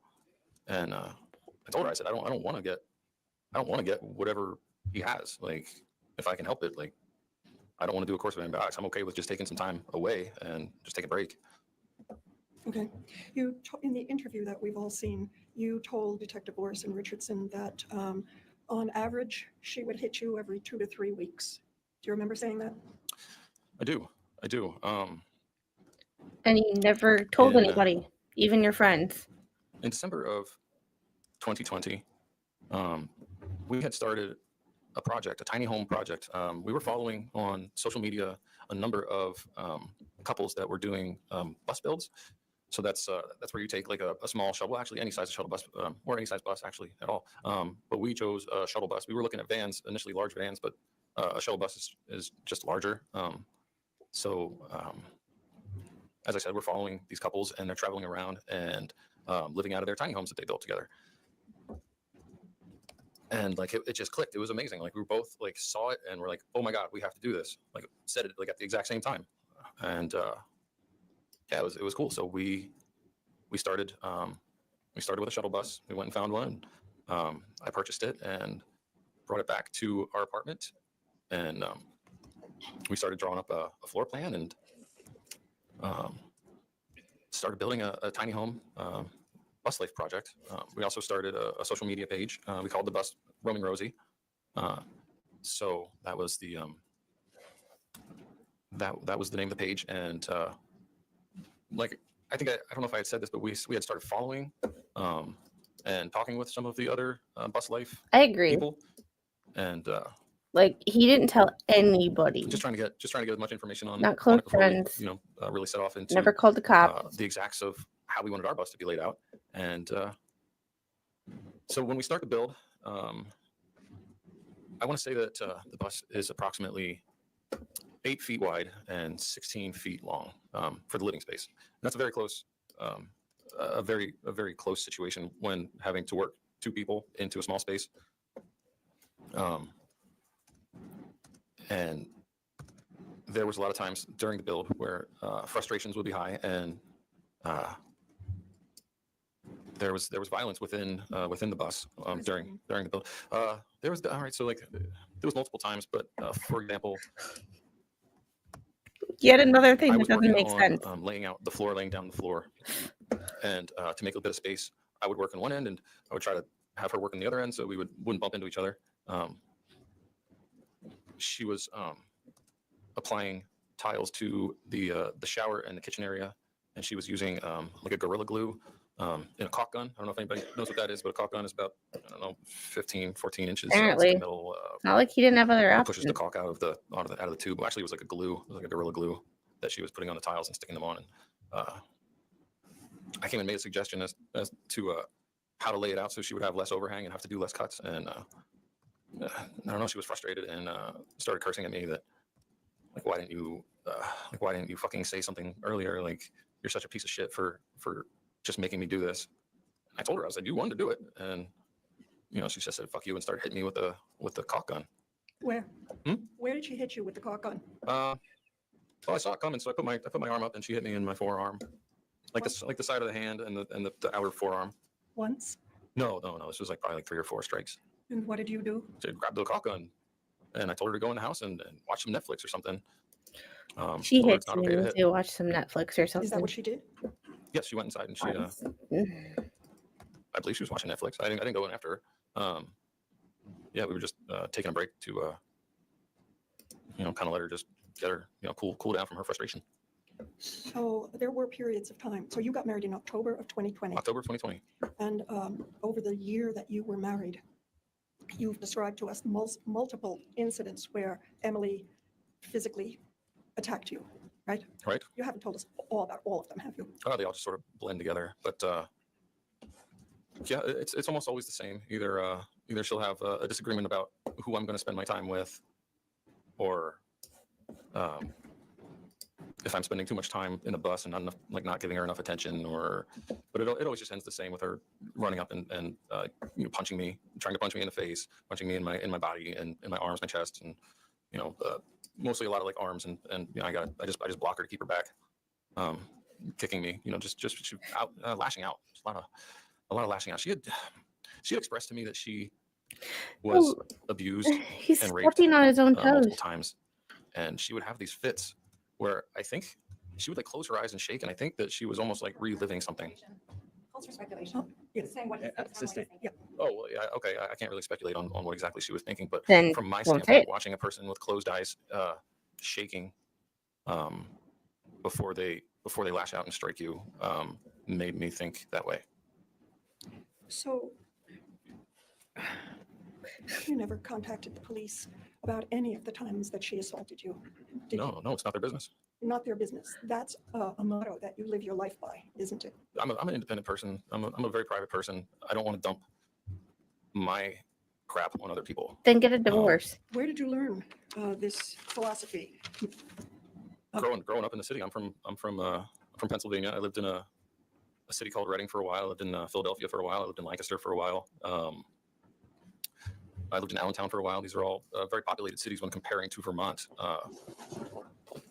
which our biggest city in Vermont is Burlington, which isn't. It's not even an eighth of like the smallest city in Pennsylvania. So He when you grow up in downplays the his city, you mind your own involvement in business. Was everything. this something that your family believed? Yes.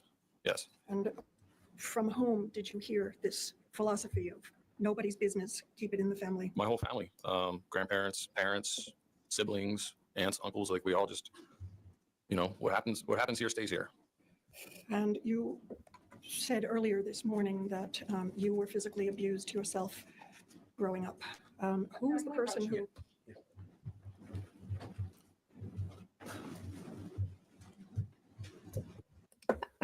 Just don't believe anything he's saying. He keeps stepping on himself. He downplays any involvement that he might have.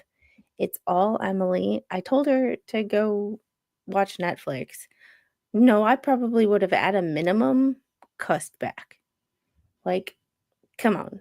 You don't just go, hey, stop hitting me, go watch Netflix. Like, that is not realistic. I hope the jury saw right through that too. He's got it's like his body language is not changing. Like, not changing at all. Like, usually there's some, I'm not an expert by any means, but I've watched enough people to know that everybody has certain emotions, anger, happiness, fear, and like there's things in your body that change. Your breathing rate changes. Like like things happen. Like you look at the jury, you look down. He's been looking down Was there a from the time start. when you were growing up that social services child welfare was called? Yes, there was. Tell me about how that came about. When I was, hard to say age, but I'm going to probably estimate maybe between 6 and 8 years old.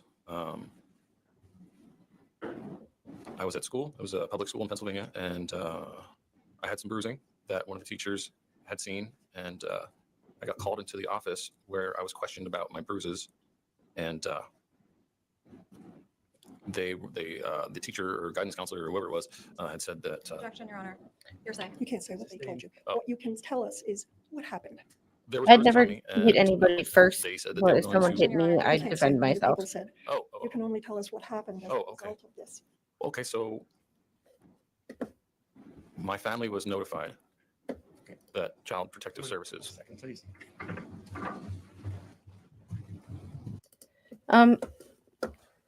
Hey, GCon7, his natural body language that he's been sitting in the defendant's table, he hasn't been this awkward.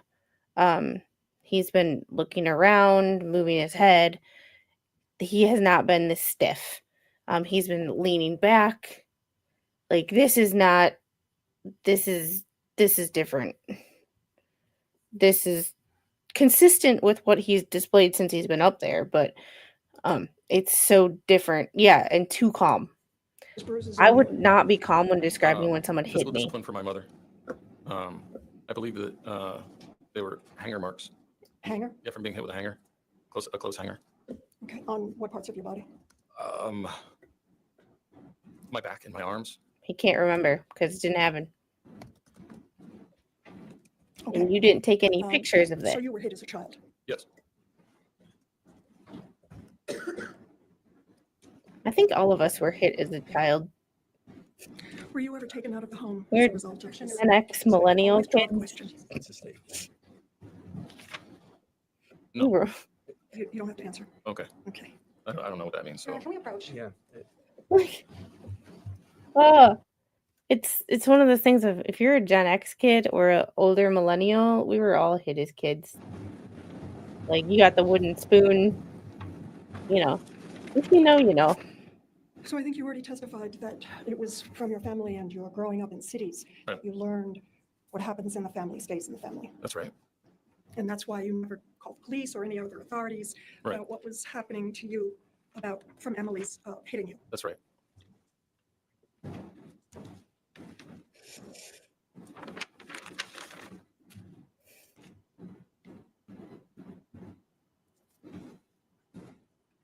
I think it's been testified, but I want to ask you directly. You and Emily considered divorcing at various times over the year that you were married. Is that a fair statement? Yes. Why Both did of you get married? individually? Yes. You saw an attorney about getting a divorce? I never saw an attorney. Oh, okay. But you thought about it? Yeah. So, well, I had gone and gotten papers from the courthouse multiple times. You did? Yes. And do you know if Emily ever considered divorce? He seems like a Bernie Sometimes I would Sanders be supporter to pushing me. for it. Sometimes she would be pushing for it. We always would reconcile. Take with that what Okay. you will. And why did you consider divorce? Well, I wanted her to be more responsible with her financial obligations. I wanted her to pay for her own vehicle, her own insurance, her own cell phone plan, her own credit cards. I said I was fine paying for the food, but she had to step up and pay her bills. I that she picked came in a my own relationship with. switch. So you didn't mention that her hitting you was a reason why you might want to get a divorce, did you? No, she never hurt me. Well, you Um, told us that she hurt you. Well, He she never lied. caused severe He lied. physical injury He that just I wasn't going to recover from. It was just kind of normal stuff. Like I got hit when she got frustrated, and I was trying to figure out ways that we could work on her triggers. So we worked with It's the all therapist. We her. did things like have pillow fights instead. Like I would just like give her a pillow to hit me with, or hit Remy with, because she could swing away and she wasn't going to hurt us with a pillow. So you just testified that it was normal or to lash out physically when a person gets frustrated. Or it might not be normal for everyone, but most of my relationships, the women in my life, have been aggressive and I guess I could say physically abusive. So you tolerated being hit? Yes. Hearing you? Yes. that makes no sense. Makes no sense. Makes no sense. Makes no Okay. sense. Judge, may we approach briefly? Just a moment. Oh. These people. Well, Yeah. Yes. oh, sorry. October 16th. You ready? Yeah. Yes. Okay. Where had you and Emily been living prior to that weekend?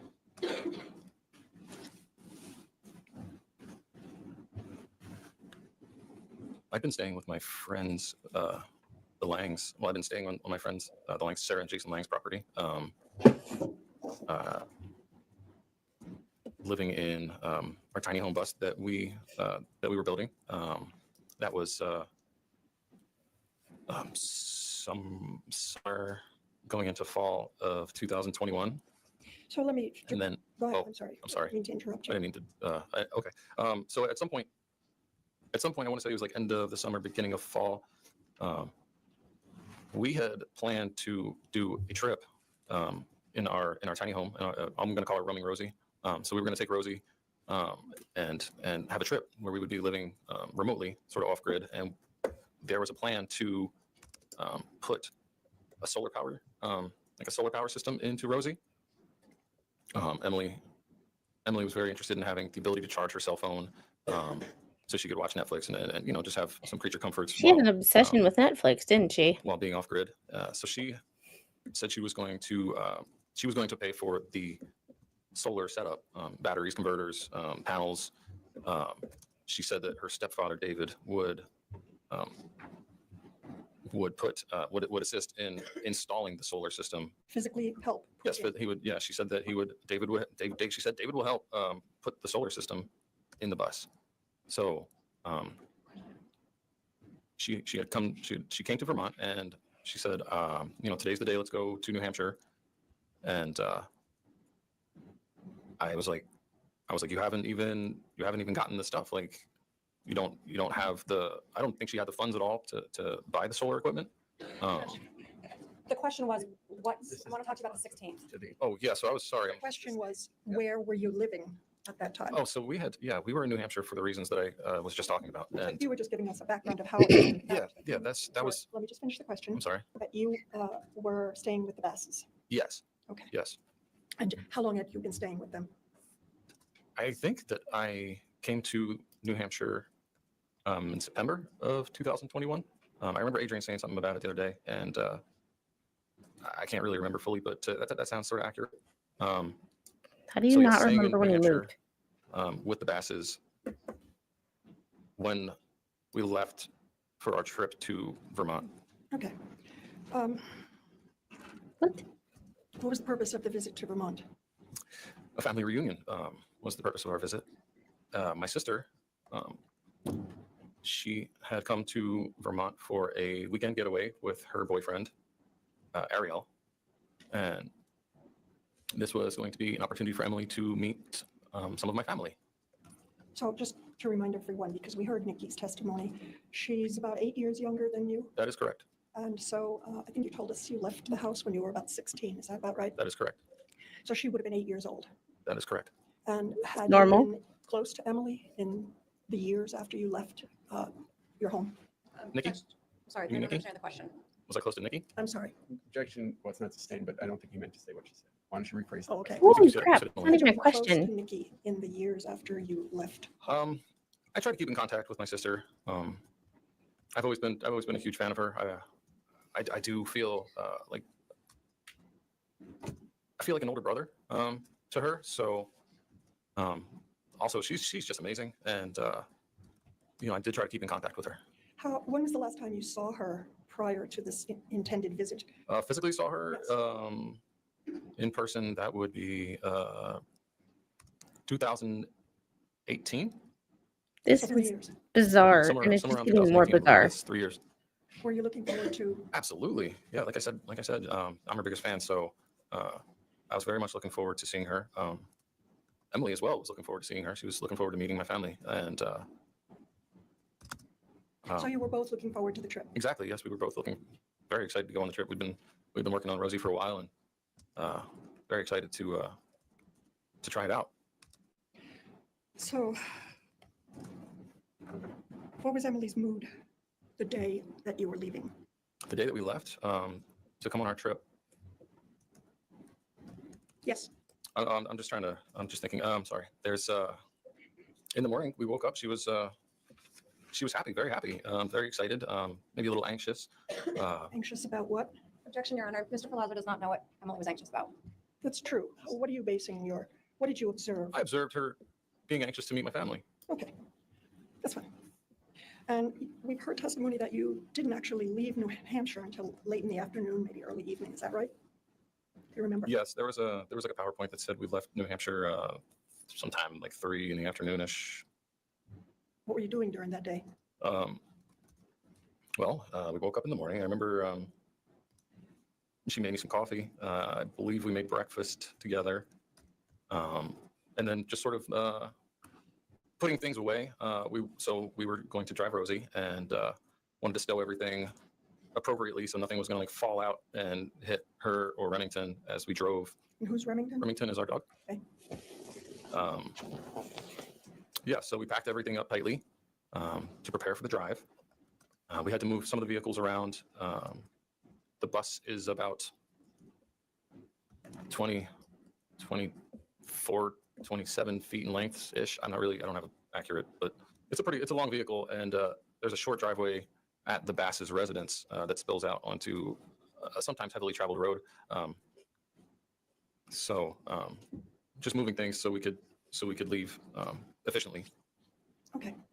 I know it's a little early, Judge, but I would like to take a break now.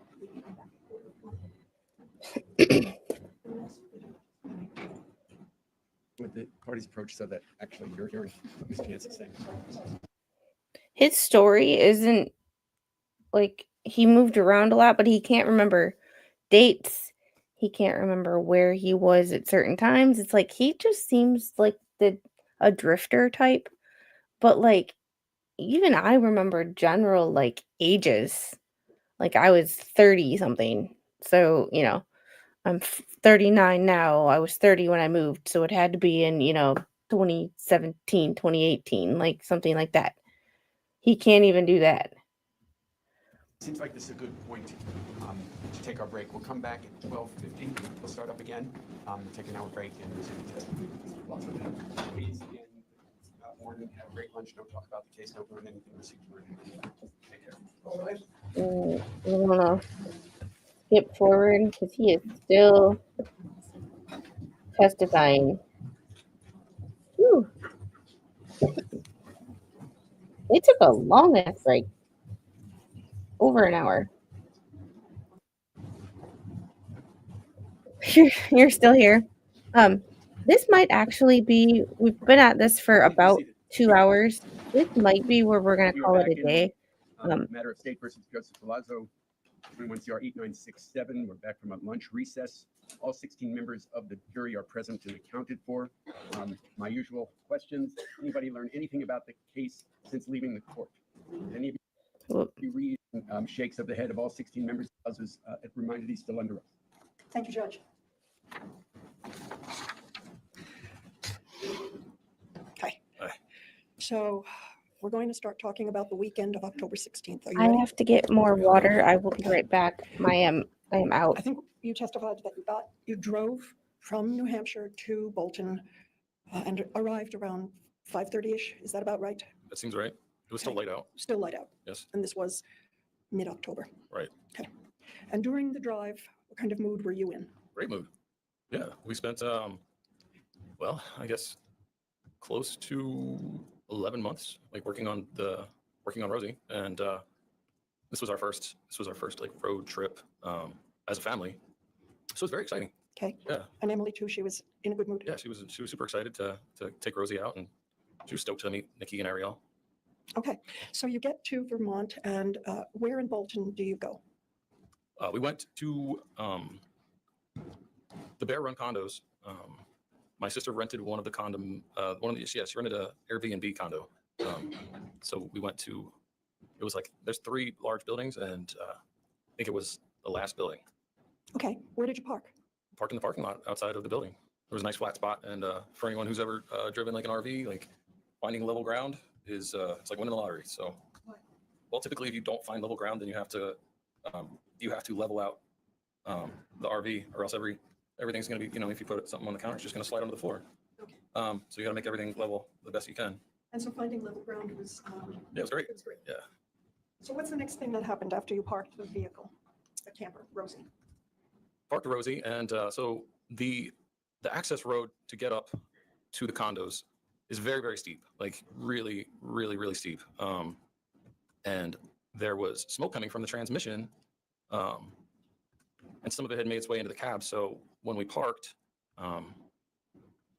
she was upset about the smoke being in there. So we made efforts to immediately like open up the door, open up the roof hatch, open up all the sliders, and get some fresh air within the cab. So yeah, it was kind of smoky in there, and she was upset about the smoke. And then what happened? Well, there was a bit of arguing about that, and I suggested that just step outside and get some fresh air until the thing blows itself through, and there was still light, and I suggested that we take advantage of the last light of the day, and so where it's located is on. I do that too. Technically, there's 3 peaks at the Bolton Valley mountain range. It's like Woodland Vista and Timberline. So we were on the Timberline peak, and I suggested we go down. If you hike a short way down, there's a drop off, and you can get the last light of the valley over the trees. So I suggested that we hike down to the drop off and take some photos and post them up on Roaming Rosie, our social media. And what did Emily say or do? She was very angry about the smoke, and she started arguing about it, how pathetic it was, and that the whole thing just was turning into a shitty situation or something like that is what she said. Then what happened then? Yeah, she said she did not want to go hike down. Did this conversation happen inside or outside the camper? This one, it started outside and then worked its way inside. And I was like, you seem like really, really hostile is what I said to her. And I'm like, what's going on? Like the drive there was fantastic. Like we're singing along to the radio together. We're talking about how we're going to like start our trip and go meet the rest of my family. And she's all smiles. And then next thing I know, she's like throwing stuff around. And, Like what? there was like a basket that had some bottles of alcohol and some candles. And there was like a bunch of throw pillows and Remington. Remington was like sitting with her and she like threw her off. So I was like, yo, like maybe just like pour yourself a drink and relax. You know, we brought stuff to make drinks. We brought marijuana. I was like, yeah, just have a smoke, have a drink, and we finally made it on vacation. Like, just try to take that in. And what happened? Well, Well, let me ask you specifically, did she have a drink? I made drinks for myself, and I thought that she was today. Earlier, Dr. Shapiro said there was no alcohol in her system. Don't comment on that, please. Okay. Did she have a drink? I saw her drinking. Okay, what? Must have just been Red Bull. Okay, But I was having Red Bull vodkas. That's what I was. that's what you were drinking? Yeah. So you had a drink, and your recollection is that she had a drink? Yep. And was there any conversation going on while you two were having a drink? Yeah. So there was conversation because I was like, yo, you're really hostile. Like, what's going on? Like, it can't just be like the smoke. Like the smoke cleared out. Like, why are you so hostile? And she said it. She's like, well, He I have a talks dilemma. at a decent speed, but he and I was also like, what do you takes mean you these have a dilemma? Your Honor, I'm going to object to the hearsay. very, very, very long pauses. Why don't we hear what the proper is? He takes these very long, like he doesn't know what he's gonna say. Like each time he takes it, it gets longer and longer. He's giving unimportant details, in my opinion. Like it's just like he's just giving it things that aren't important to the surroundings. Like they were, yeah, like the whole solar thing. Like not necessary, dude. Not necessary. Like just no. And I feel like he's trying to make up a story to make him sound better. But Gabby, yeah, I have it on 1.5 because he takes these super long, awkward pauses. And like his lawyer talks really slow. Really, really slow. But this dude just like super soy boy. Like I can't even just can't even.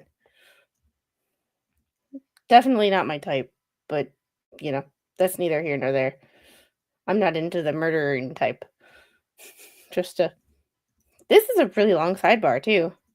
It's a little bit about the specifics of what Emily may have said, but without going into specifics.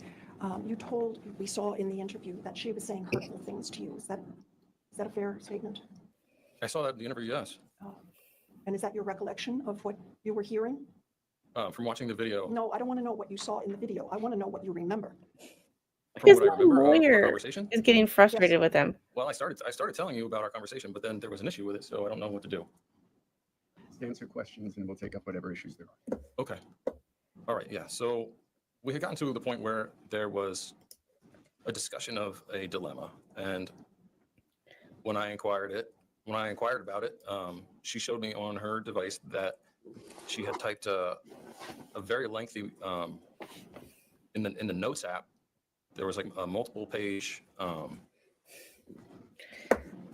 don't know what you call it, but it was labeled dilemma. So I was like, okay, well, it seems like you have something to talk about. But then she deleted the note. You saw that? Yeah, she deleted They're it. and then she interrupting said, "I'm each not gonna other. Talk about it." So How are you feeling about this conversation? How did it make you feel? it made me feel like it was pages and pages. So it made me feel like she had something that needed to be expressed. And when she deleted it, I was like sort of shocked that something that took that much effort wasn't going to be brought to my attention. What happened next?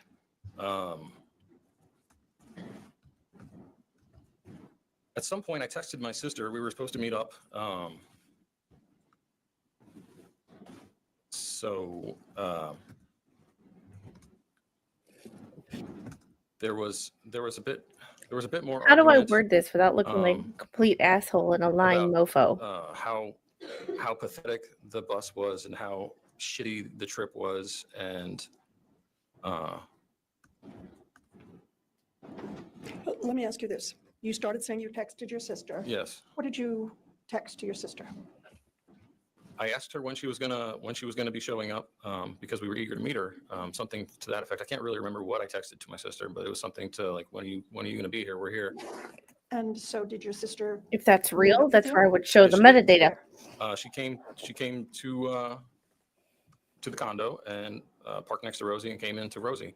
Was she alone? No, she wasn't. She was with her boyfriend Ariel. Okay. And was Emily in Rosie with you? Yes, she was. So how long was Nikki there? Nikki and Ariel? Nikki and Ariel came and stayed for, I would estimate, a half an hour. Okay.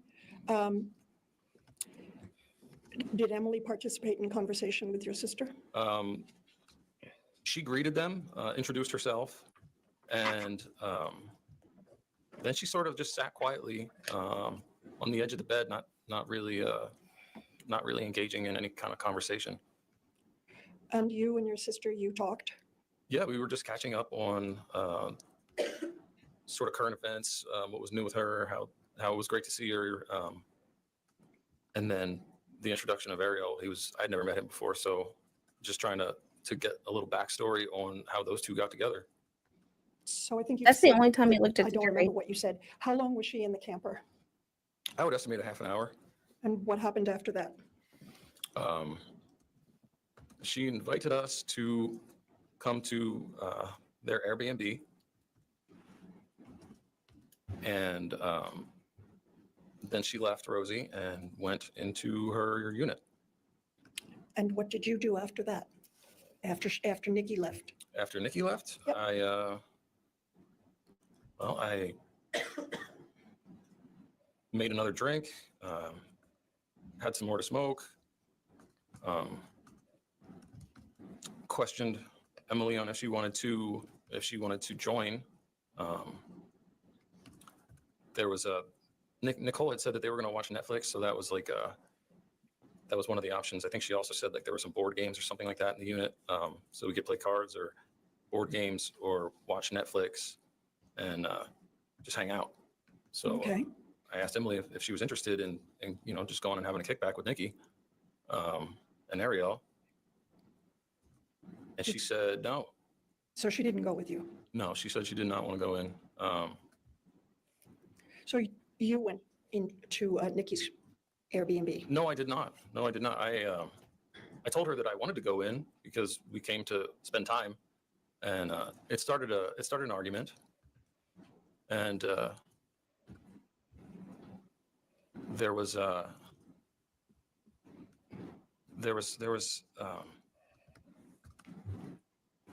time where we were talking about she had made a new acquaintance in Vermont, and Are you talking about Yeah. a conversation you had that evening? yes, this is a conversation with Emily. He's gotta be high. Nikki left. Yes, Nikki left, But and I invited Emily. I was like, let's go hang out with them, and she said, I don't know if I want to. She said, I don't know if I want to. She's like, this is pathetic. This is not what I want to be doing. I want to go. She had met someone, and she told me about using. Objection, Your Honor, again, we're getting into hearsay, and I also don't know what the relevance is of this. Yeah. Okay. So talk the about conversation you unimportant had, details. Did it lead to an argument? Yeah, there was an argument because she wanted to she wanted to go hang out with her friends, and I told her that she came on the trip, and she told me prior, earlier that day, she said she was here to meet my family, to hang out. Like, so I was very confused. Like, well, now you say you want to leave. We just got here. So, So what did you do next? He's well, I told like, her I was I'm going to go. even And forgetting what he's saying half the time. there was, she started saying some very hurtful things and some very like threatening things if I was to go and leave her to her solitary. So that was the that was the next thing that that confused me, was like, why are we getting threats all of a sudden? Do you have any idea about what time of night this was? This could have been somewhere, I'm going to estimate, around 9 p.m. So what did you do after that? Well, I told her, if you want to go, then go. Like, I don't want you to be unhappy. If you don't want to be here, then don't be here. But up until now, like you said, you wanted to. So,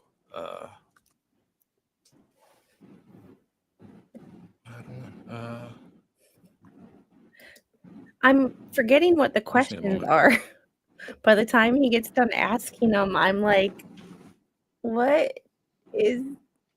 was the question? Well, what happened is I ended up staying in the bus with her. What was she doing? Well, she was having a fit, really. She was cussing and saying how shitty it was and how shitty I was for not giving her money to go have an Uber and like leave the vacation. And what were you doing? I was on vacation, so I made another drink and I had some more to smoke. And And just to clarify, you were drinking Drinking and vodka and Red smoking. Bull? yes, ma'am. Okay. I remember dancing. I think I put Drinking some music on, and I was and just dancing with Remington, and just trying to enjoy the moment. Really, that's what I remember doing. And what happened? Well,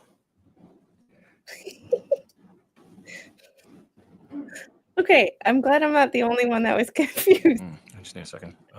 I know my cognition. Okay, guys, I know my cognition. Sometimes I get brain foggy and I lose my place and I lose the plot sometimes. But I am so glad that I'm not the only one, because I'm having a very, very difficult time following this. Like, he's putting me to sleep with his voice, and his pauses are so long that I can't remember the damn question. And I'm like, what is he talking about? You had vodka, Red Bull, and you were smoking. That's the only two things I can remember. And he tells her every time they get in a fight to go watch Netflix because she's obsessed with Netflix. That's all I got. So at some point,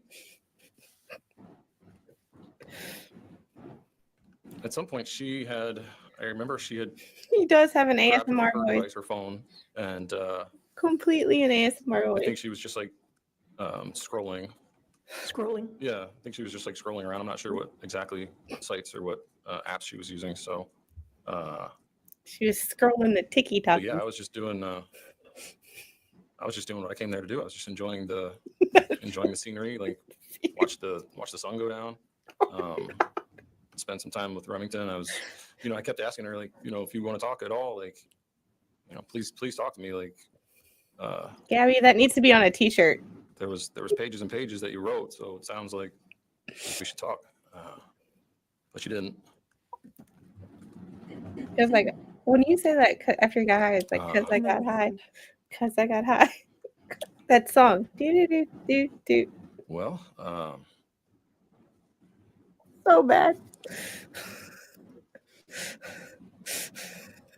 There was points where I would take Remington out to to do go potty or do her business. To do, Uh, to do what dogs and do.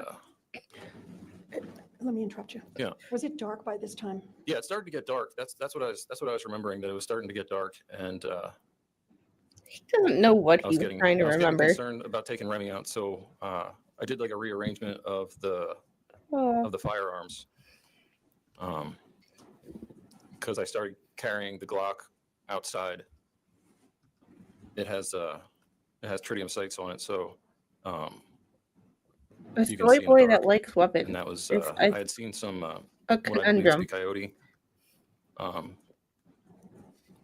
I like showing a flashlight, and I saw a couple sets of eyes in the dark. So Remington's a pretty small dog, and I just wanted to be able to protect her. So So the Glock is a gun that you typically carry. I don't typically carry that gun unless, I mean, I take it hunting, but it's not like a concealed carry. I will open carry it in a situation similar to what I just described, where I'm just taking the dog out to do her business. We were up on the top of the mountain, so I actually used to live there, so I've seen bobcats, mountain lions, fox, coyote. And they're brazen. Like I remember carrying groceries up those steps and actually having a coyote like confront me. So He fought a wanted to coyote be and able to lived to protect tell about Remington. it. So let me ask you, did you purchase that Glock? Yes, I did.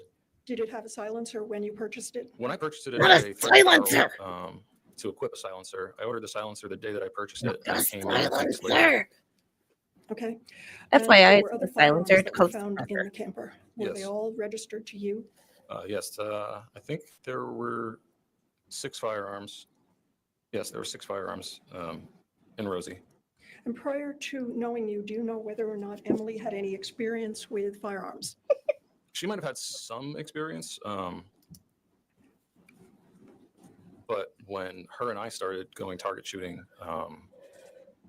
it seemed like she was still fairly novice.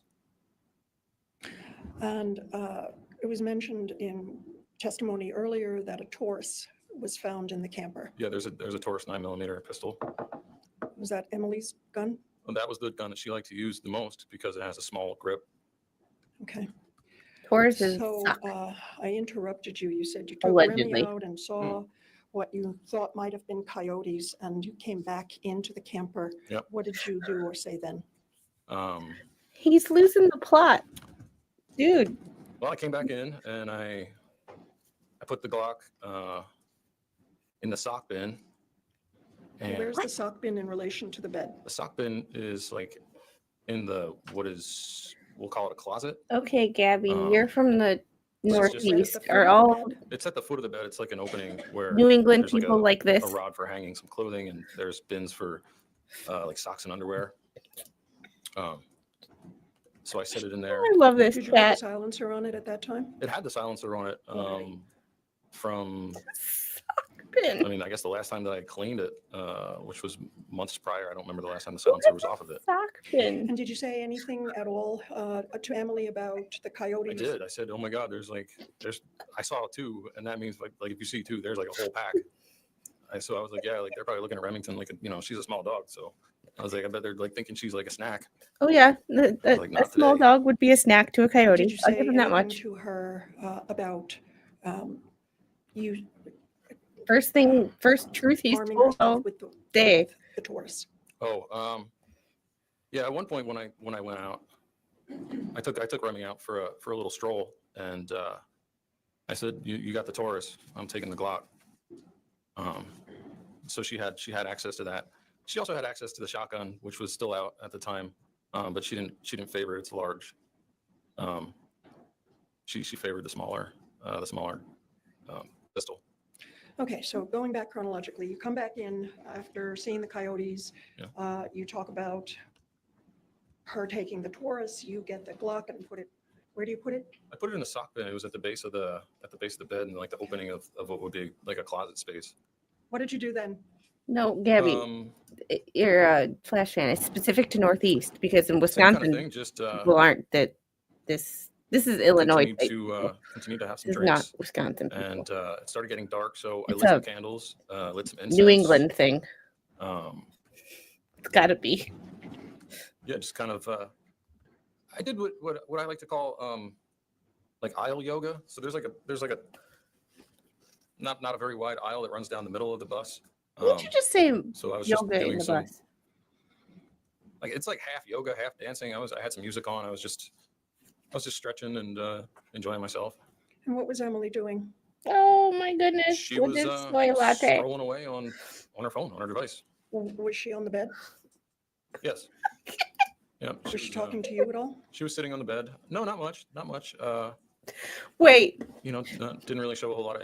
Silver Fox. If you're playing it at two times speed and I'm playing it at 1.5 or 1.25 speed, what is that? What's the math on that?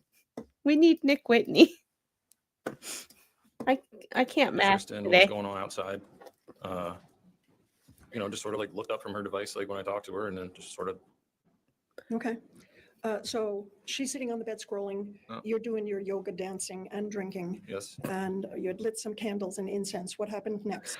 There was. Too late to do math. Yeah, it's 9:30. Whenever there's a good stopping place in his testimony, There was a point where or the next Emily went sidebar, we're from, gonna call it a night because I'm like sitting losing the sitting plot up, trying to kinda listen to him. and then she went to like laying on her side,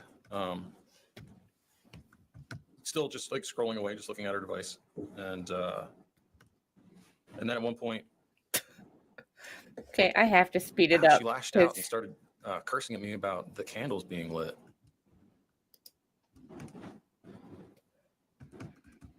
What did she do, if anything?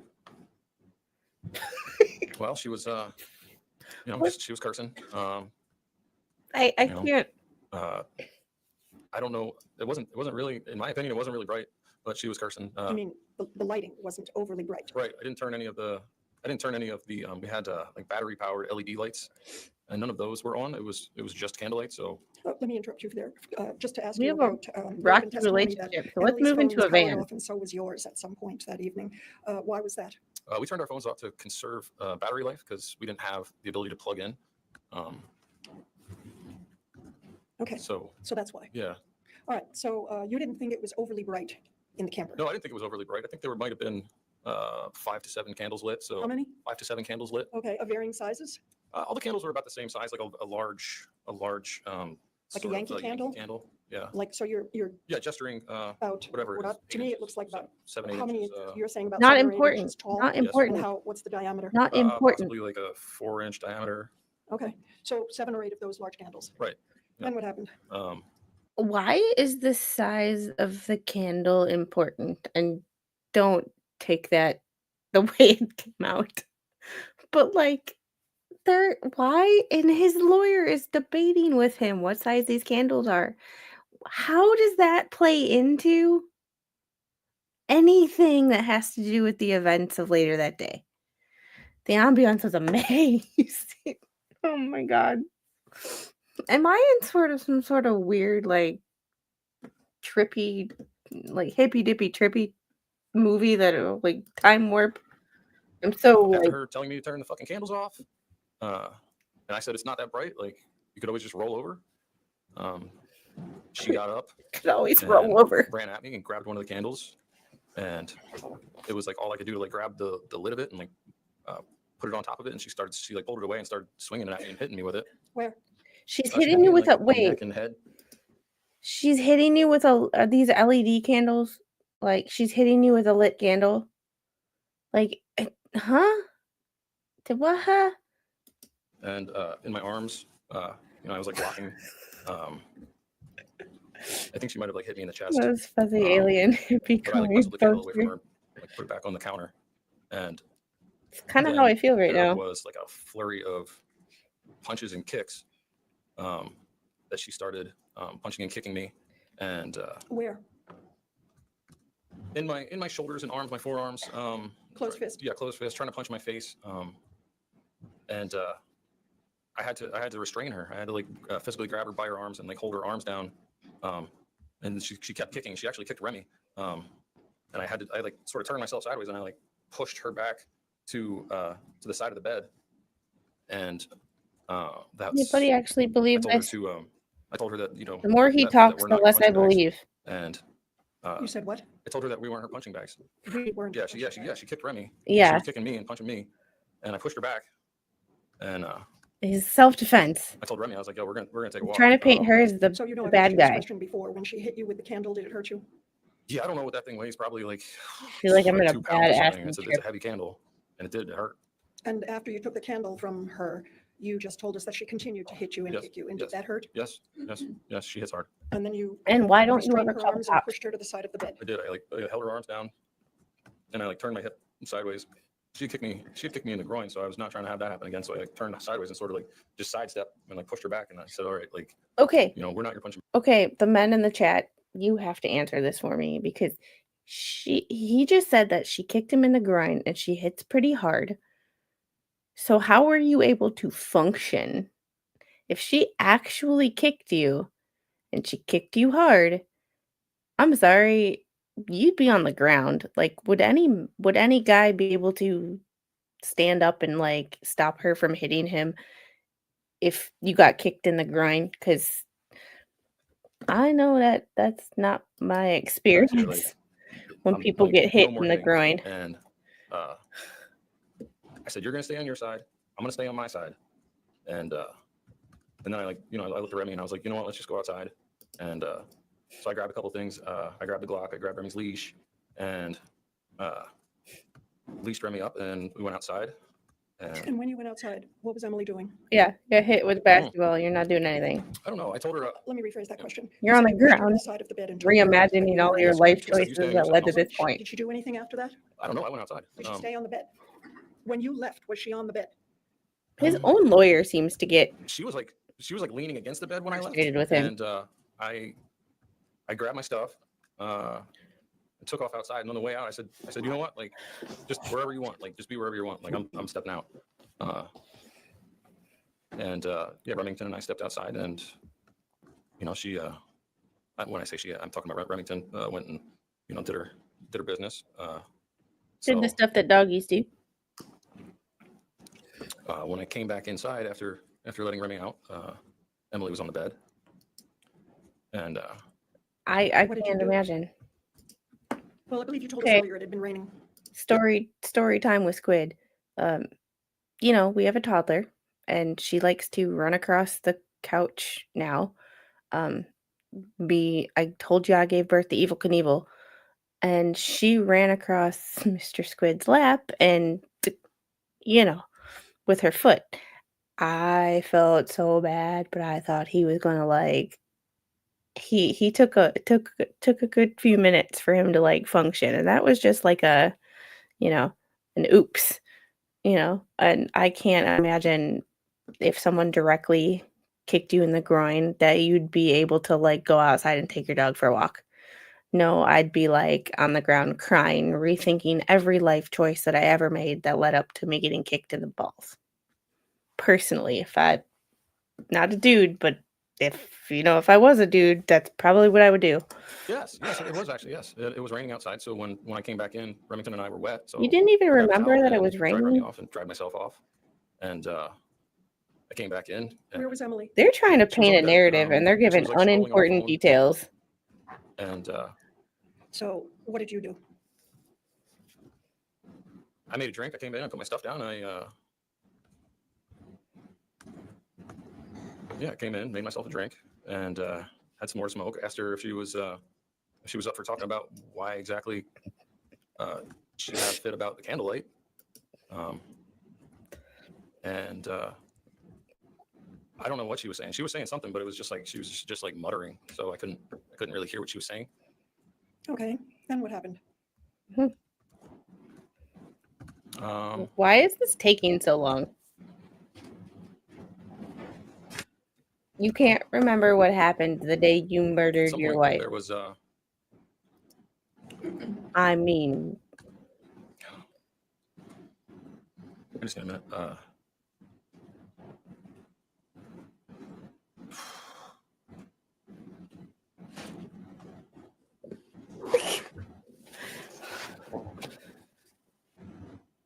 You notice he rarely is ever making eye contact with the jury. Yeah, there was a How am I going to frame this where I don't sound like an idiot yeah, there or was a some muttering lying from her, bastard? and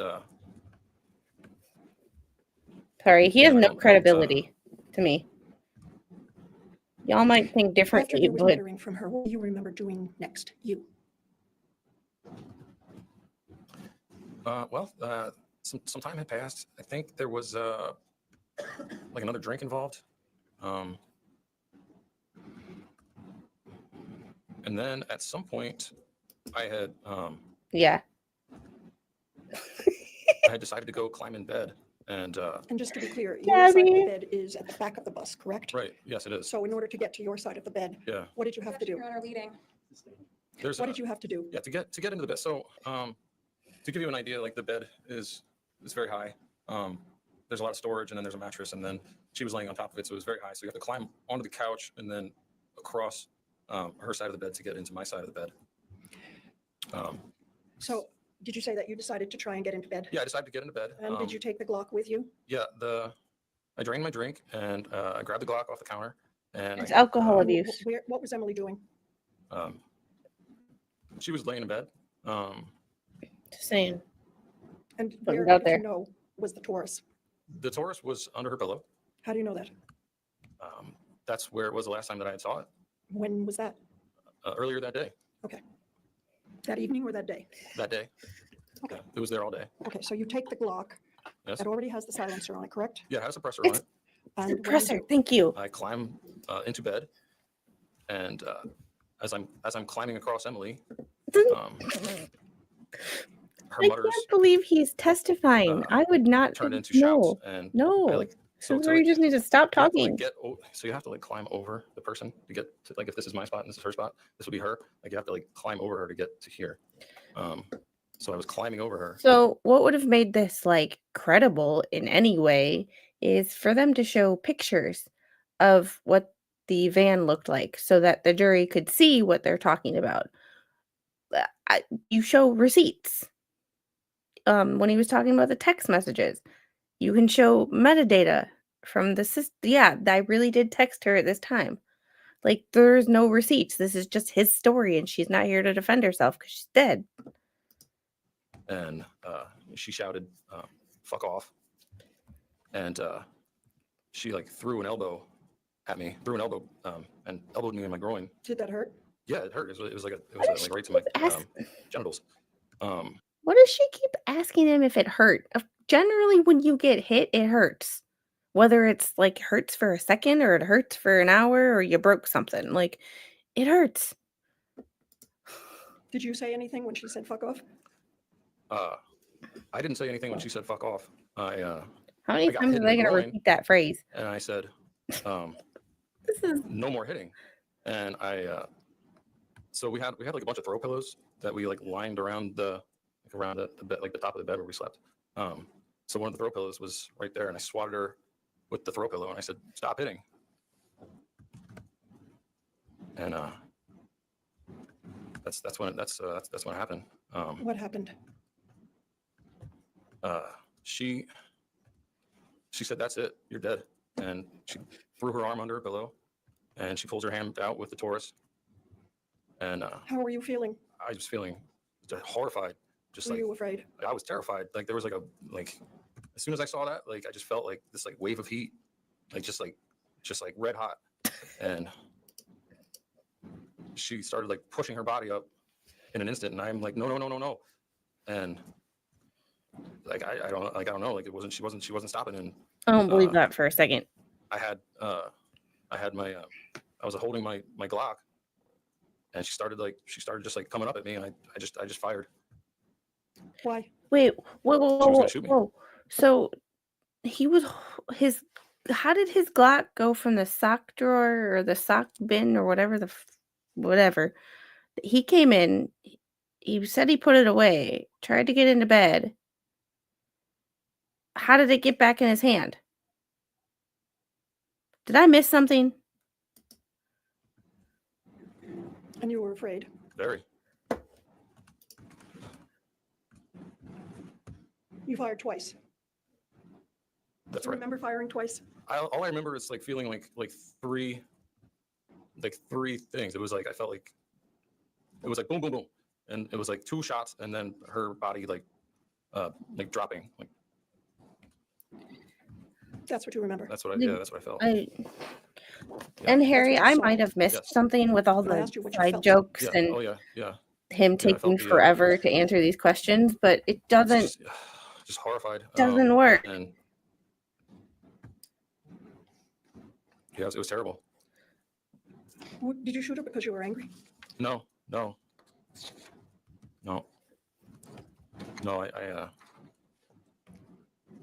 Yeah, it was like she wasn't gonna stop, and like that was the only way. Like it didn't didn't have to be like that. Like And also, if you remember earlier, the medical examiner was the last witness for the state. He said that the exit wound had stifling around it, which means she was pressed up against something, either a wall or the bed or something when he shot. You can't, that proves that she was not running at him or lunging at him or even freestanding. She had to be up against something. Yeah. So his story just doesn't match the evidence. He guilty AF. Is there a question? I'm giving my witness time to recover. He's having some He's difficulty. having an issue. Okay, so are you ready to continue? maybe just a moment. Yeah, we're gonna skip your moment, bro. So, Joseph. Okay. What happened after you shot her? I don't know. This poor girl. Like this poor girl. Like, I don't believe for a I yelled at second her, that she was like, violent towards Are him. you fucking kidding? And like, why the hell would you do that? Did you know she was dead? I picked her up.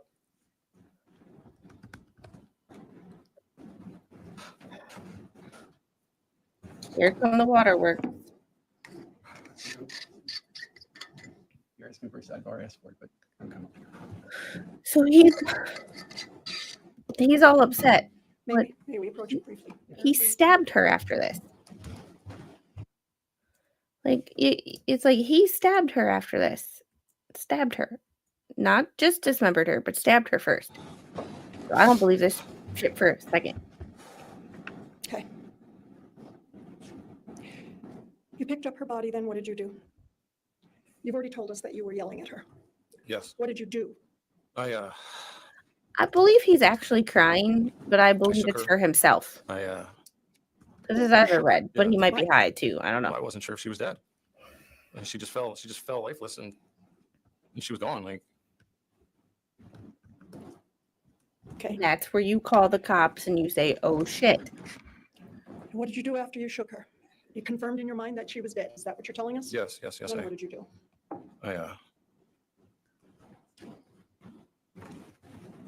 I threw the pistol on the couch. I grabbed the other pistol. I threw that on the couch. Let me back you We're up. not with him for so What long pistols that are you we talking became about? There's a Glock forever pistol and a Taurus confused and pistol. should the know Glock who is was yours, going and that's on. the one you used to shoot her. Is that right? That's They didn't correct. know each other And that the long. Taurus was hers. That's correct. And they were both on the bed? Is that what you said? Yes. What did you do with them? Coyotes made him do Uh, it. I threw them off the bed onto the couch. Did you remove the Ooh. silencer from the Glock? No. Okay, so you threw the two guns onto the couch. Yes. Then what did you do? I slid off the couch and I slid off the bed, and I was like, I remember like touching her hair and touching her back and talking to her, and I was Did you have anything more to drink? later on I had some more to drink. Yes. So what you're telling us is you sat beside her body for some Objection, Your period Honor. of He time? has not testified to any of that. Yes. For some time I sat. So wait, Oh, I'm sorry. wait. There's a series of leading questions, Ms. Jansen. Yes, I've been told. So what did you, Wait till I finish. So oh, okay, sorry. no more leading questions. Oh my God, this attorney. We're just setting some foundational things, Judge. I'm sorry. I'm having a hard time. So Oh, Where Without my putting words into your mouth, what did you do next? I sat with her body, and I touched her her hair. I touched her back, and I talked to her. the judge Um, got snippy. I love it. And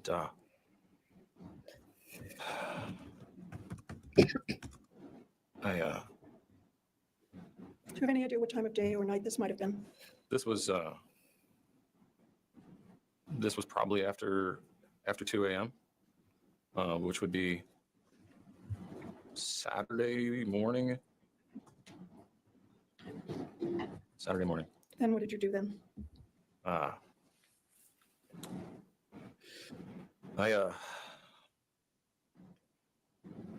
at some point I lifted her up again and I was inspecting her and I just saw like a lot of blood like coming out of her her head, and I was like, oh my god, like so I went and I had some plastic bags, so I went and opened a plastic bag and I put it under her head so she would I didn't know how much blood was going to come out, so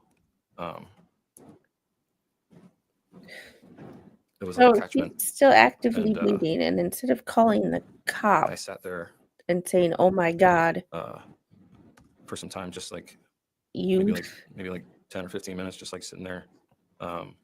so when did you stab her, bro? And there was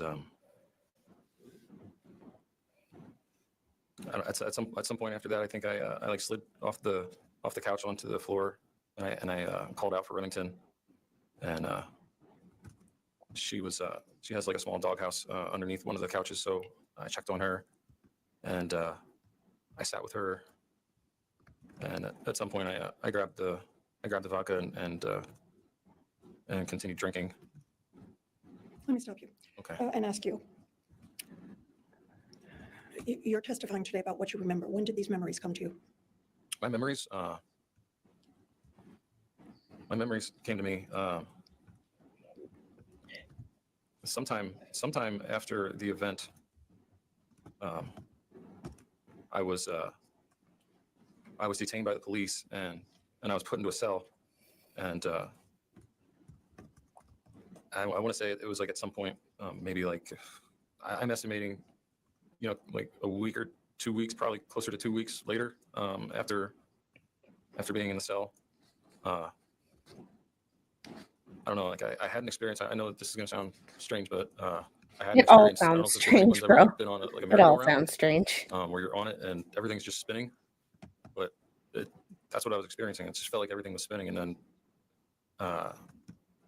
the ride finally came to like a stop, and then there was like a bit of clarity where like there wasn't as much like distortion. So what you're telling us today Probably. about what you did after you shot Emily, are those memories that came back to you later on? Objection. Again, Judge, another leading Leading question. question. Sustained. When did those, you just told us it was a couple of. Yeah, it was a couple of weeks. Oh my God, this I was lawyer. having flashbacks. I thought finally she was started- doing I felt- okay, I felt very but separated. she just lost. And what I mean by that is like I feel like She my mind lost and my me. body were on two different planets, and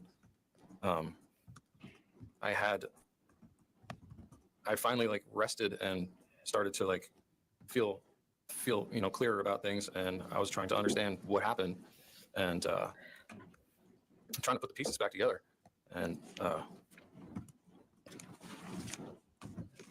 yeah. So let's continue with what you remember happening, and we're in the early hours of Saturday morning, right? Yeah. What do you remember next? Early Saturday morning,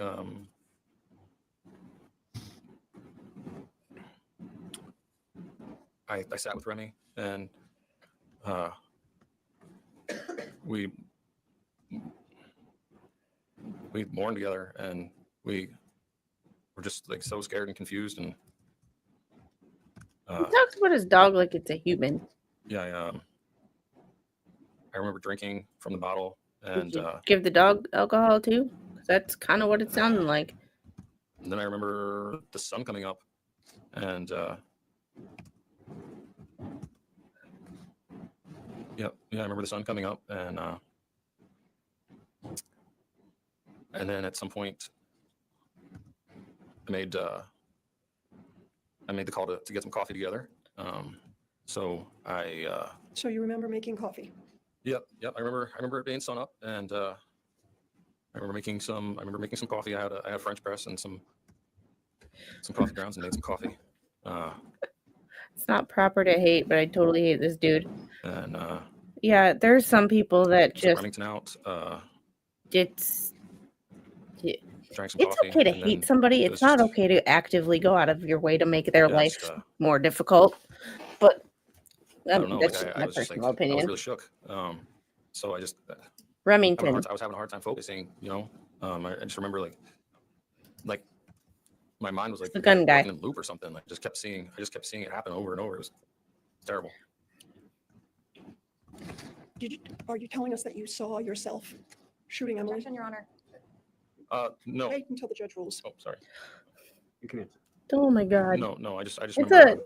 everybody's talking over everybody. It's like Jeremy I Hale's just remember like the deposition. sensation of like her body dropping, and I remember like picking her up and her just like falling,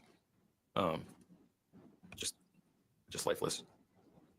And that's what you remembered? Yeah. You were, I think you said over and over. Yeah, You like intermittently stabbed just her. interrupting everything. A whole bunch of What, if times. anything, do you remember doing? Oh, by what if yourself? anything? Hmm. Elaine still. What if anything? On Saturday, I reached out to my sister. I was reaching out to see if she was awake, if she had her morning coffee yet. All while So never reflective for the actually day. calling law enforcement And, for help. I don't know if she asked me or if I asked her about eating, because the next thing I remember is we went to eat some breakfast.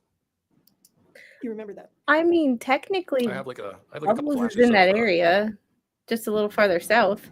like getting in her car, somebody's car, Ariel's car, I don't know whose car. I remember getting in their car. I remember like being at the restaurant. I don't really remember specifics. Do you remember telling her anything about where Emily was? Yes. Okay. Yeah, I do remember. No, I she understood asked, what you Is meant. Emily joining us? And Yeah. I lied and told her that Emily was still sleeping. Why did you lie? We talked about how their trip was for their vacation, and that she didn't want us to bring our drama to their vacation. So I didn't want to dump that on her. Drama. That's a little. So your That's a little. testimony is that you didn't tell her that you shot Emily because you were honoring her request not to bring drama? Yes. Okay. Pause. That is not bringing drama. You committed a crime. That is not. We argued a lot and like we had some spats and it got physical, which is still technically a crime, but on the grand scheme of things. Oh, you didn't tell your sister because you didn't want to interrupt her vacation with drama, despite the fact that you just murdered somebody. I'm Yes, so I didn't want to bring confused. drama to her vacation. Okay. Logic What is else did just you do on not. Saturday that you can now remember? The math ain't mathin', dude. After breakfast, there was Yeah, I mean, there was talk about her. She wanted a tattoo, and I said I'd be happy to give you a tattoo. So we made plans to meet up. Oh, you know what? I think at some point I took a shower. Yeah, I took a shower. Yeah, I think after breakfast I took a shower in her Airbnb. And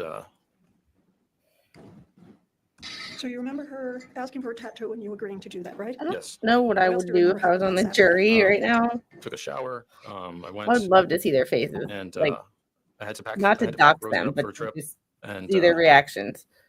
after the events of the night, or the morning, the events of the morning, Emily was lying on the bed.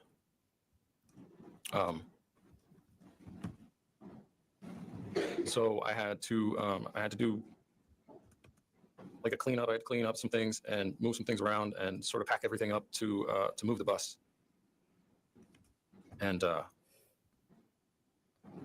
yeah, I collected some items, and like I said, I packed things away so they wouldn't move around during transport. All while And, your I moved dead Emily wife is laying on the bed. from the bed onto the floor of the shower, Creepy. and then Any idea what time of day this happened? I want to say midday. So after you had breakfast, took a shower, came back, you cleaned up. Is that what you're telling us? Yes. Then what else, if anything, do you remember about Saturday? Saturday, I drove to Sarah and Jason Lang's. They were letting me use a room as a studio where I was doing some tattooing, and there was I want to say maybe like an hour and maybe like an hour and a half drive up to St. Albans from Bolton. So I drove. I drove through Jonesville. Non-important I details. stopped at the river where we used to go swimming. I threw some items into the river. I drove to. When did you remember all of this? This is all. This is all stuff that I'm just putting back together. I feel like everything, all my memory is very fragmented. Like it's like pieces of a puzzle, and I'm just trying to put the puzzle back together. So I didn't remember until we started trying to figure out why everything happened and how everything happened. Yeah. So you drove up to St. Albans, is that right? To the Langs. Went to the Langs. What happened then, if you remember? I Oy. parked Rosie, and The fact that they I went to sleep call with their Sarah. bus something just in she court was home. I think Jason was makes working. me Um, cringe. What, if anything, did you tell them about where Emily was? They well, Sarah was there, and she asked, "Where's Emily?" And I lied to her, and I told her that Emily had left to go hang out with some friends. Yeah, she was talking about going to hang out with her friends, so I just sort of like ran with that information and just told Sarah that she was hanging out with her friends. What do you remember happening next? Well, at some point, my sister and Ariel showed up at the Langs.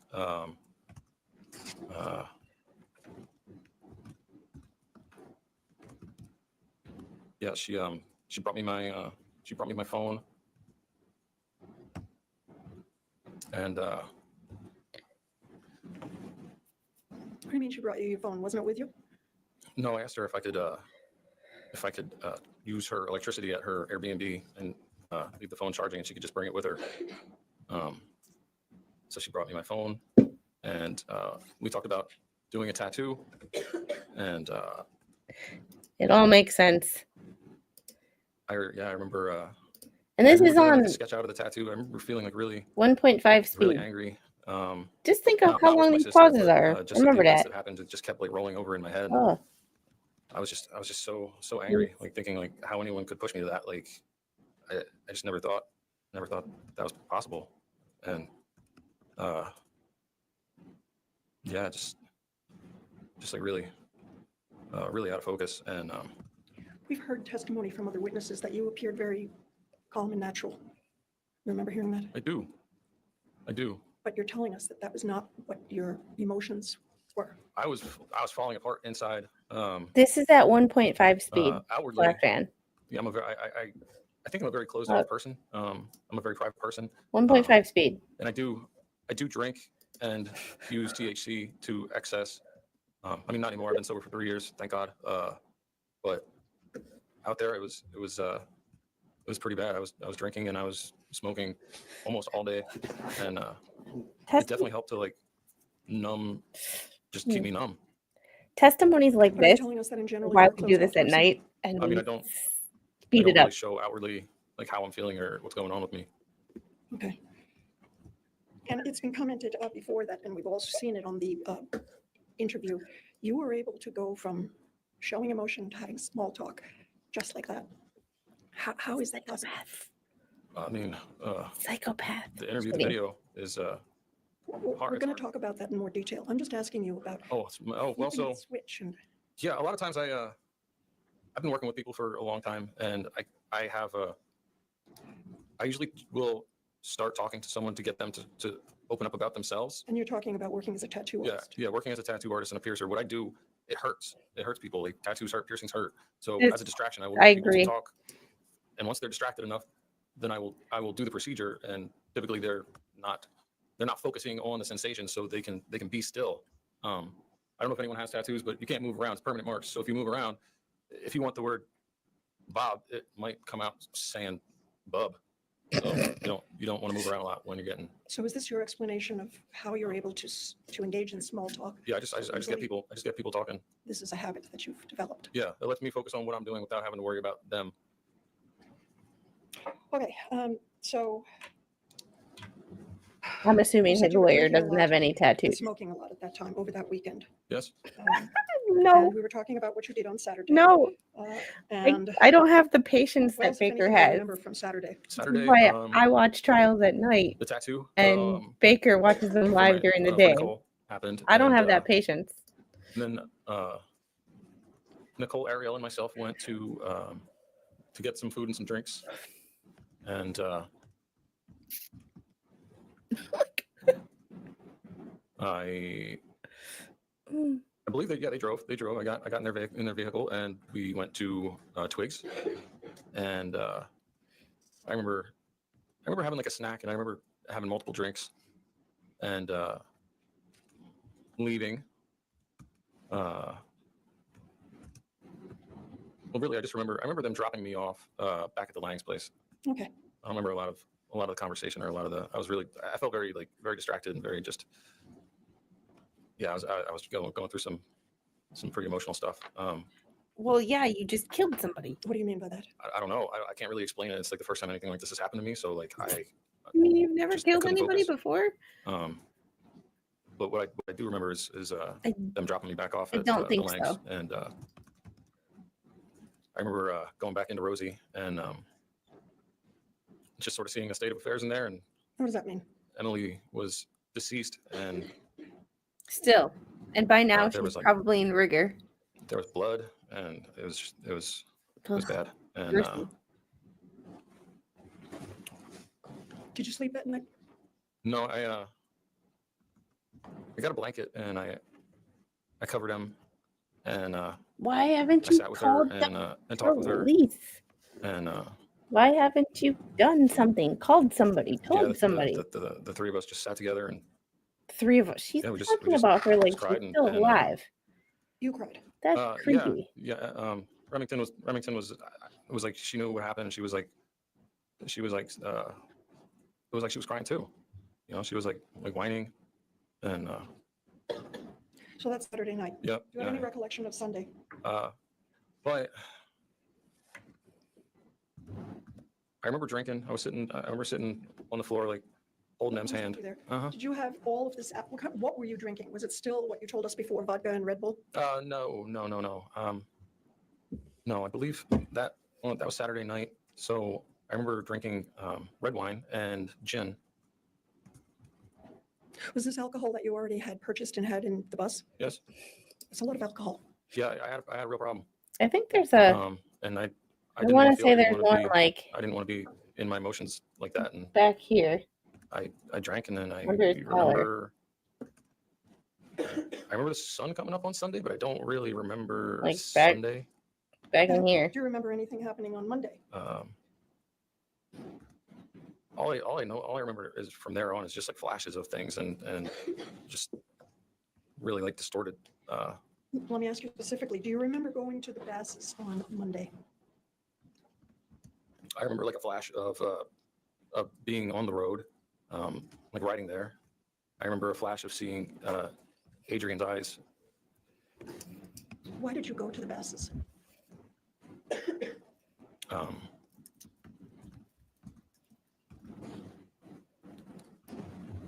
So that was that Monday? I had I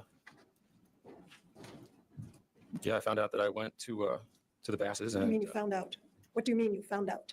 well I read a transcript. Okay, so I'm asking you if you have an independent memory or recollection of going to the Basses. All I remember is like seeing Adrian's eyes, and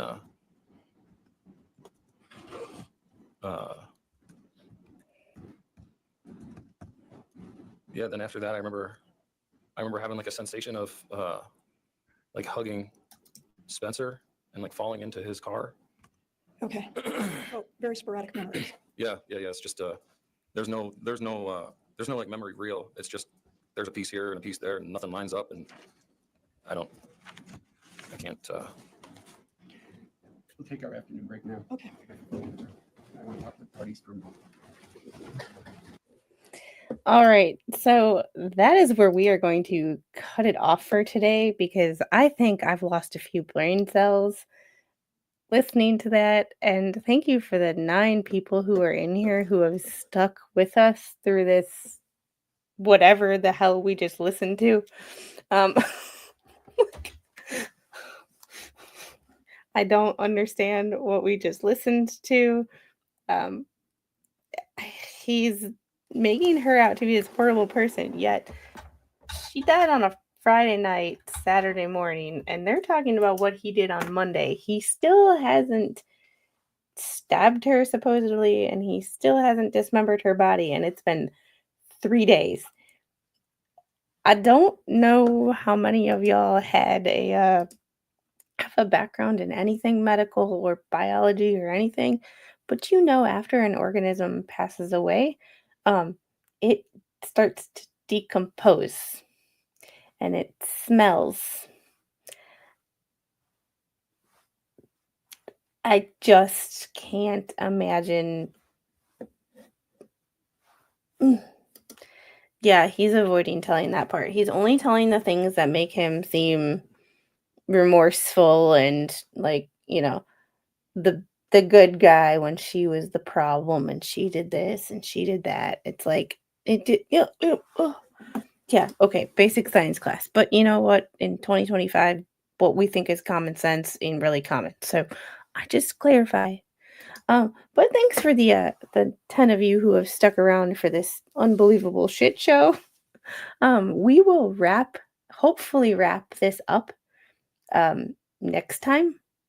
Because I really want to get to that. This one's been dragging out for a while, but it's because the holidays, now that we're through the holidays, it's just, oh yeah, without power too. Oh yeah. Ooh. Bleh. Ugh. Oh no. Yeah, we're gonna get to this CNN trial. This one was just oh we watched it on like 1.5 speed. So if you want to watch it on 2 times speed, and that will probably be the only way you will understand it. That was a magic perfect timing. We're about to leave.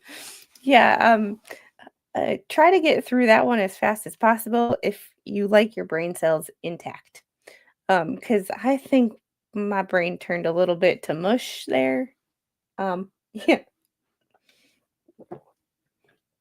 Um, I don't know if this guy has been incarcerated for the last few years. My assumption would be no, but yeah, I'm not sure how this. He had to be on something. Either that or he just smoked enough in his life where he just is in that permanent state of brain fog. I don't know. It's weird. It's weird in here. Um, I have it set up for you guys to head over to the expert. I think. Tell him that I said hello. I will see you guys tomorrow at 1:30.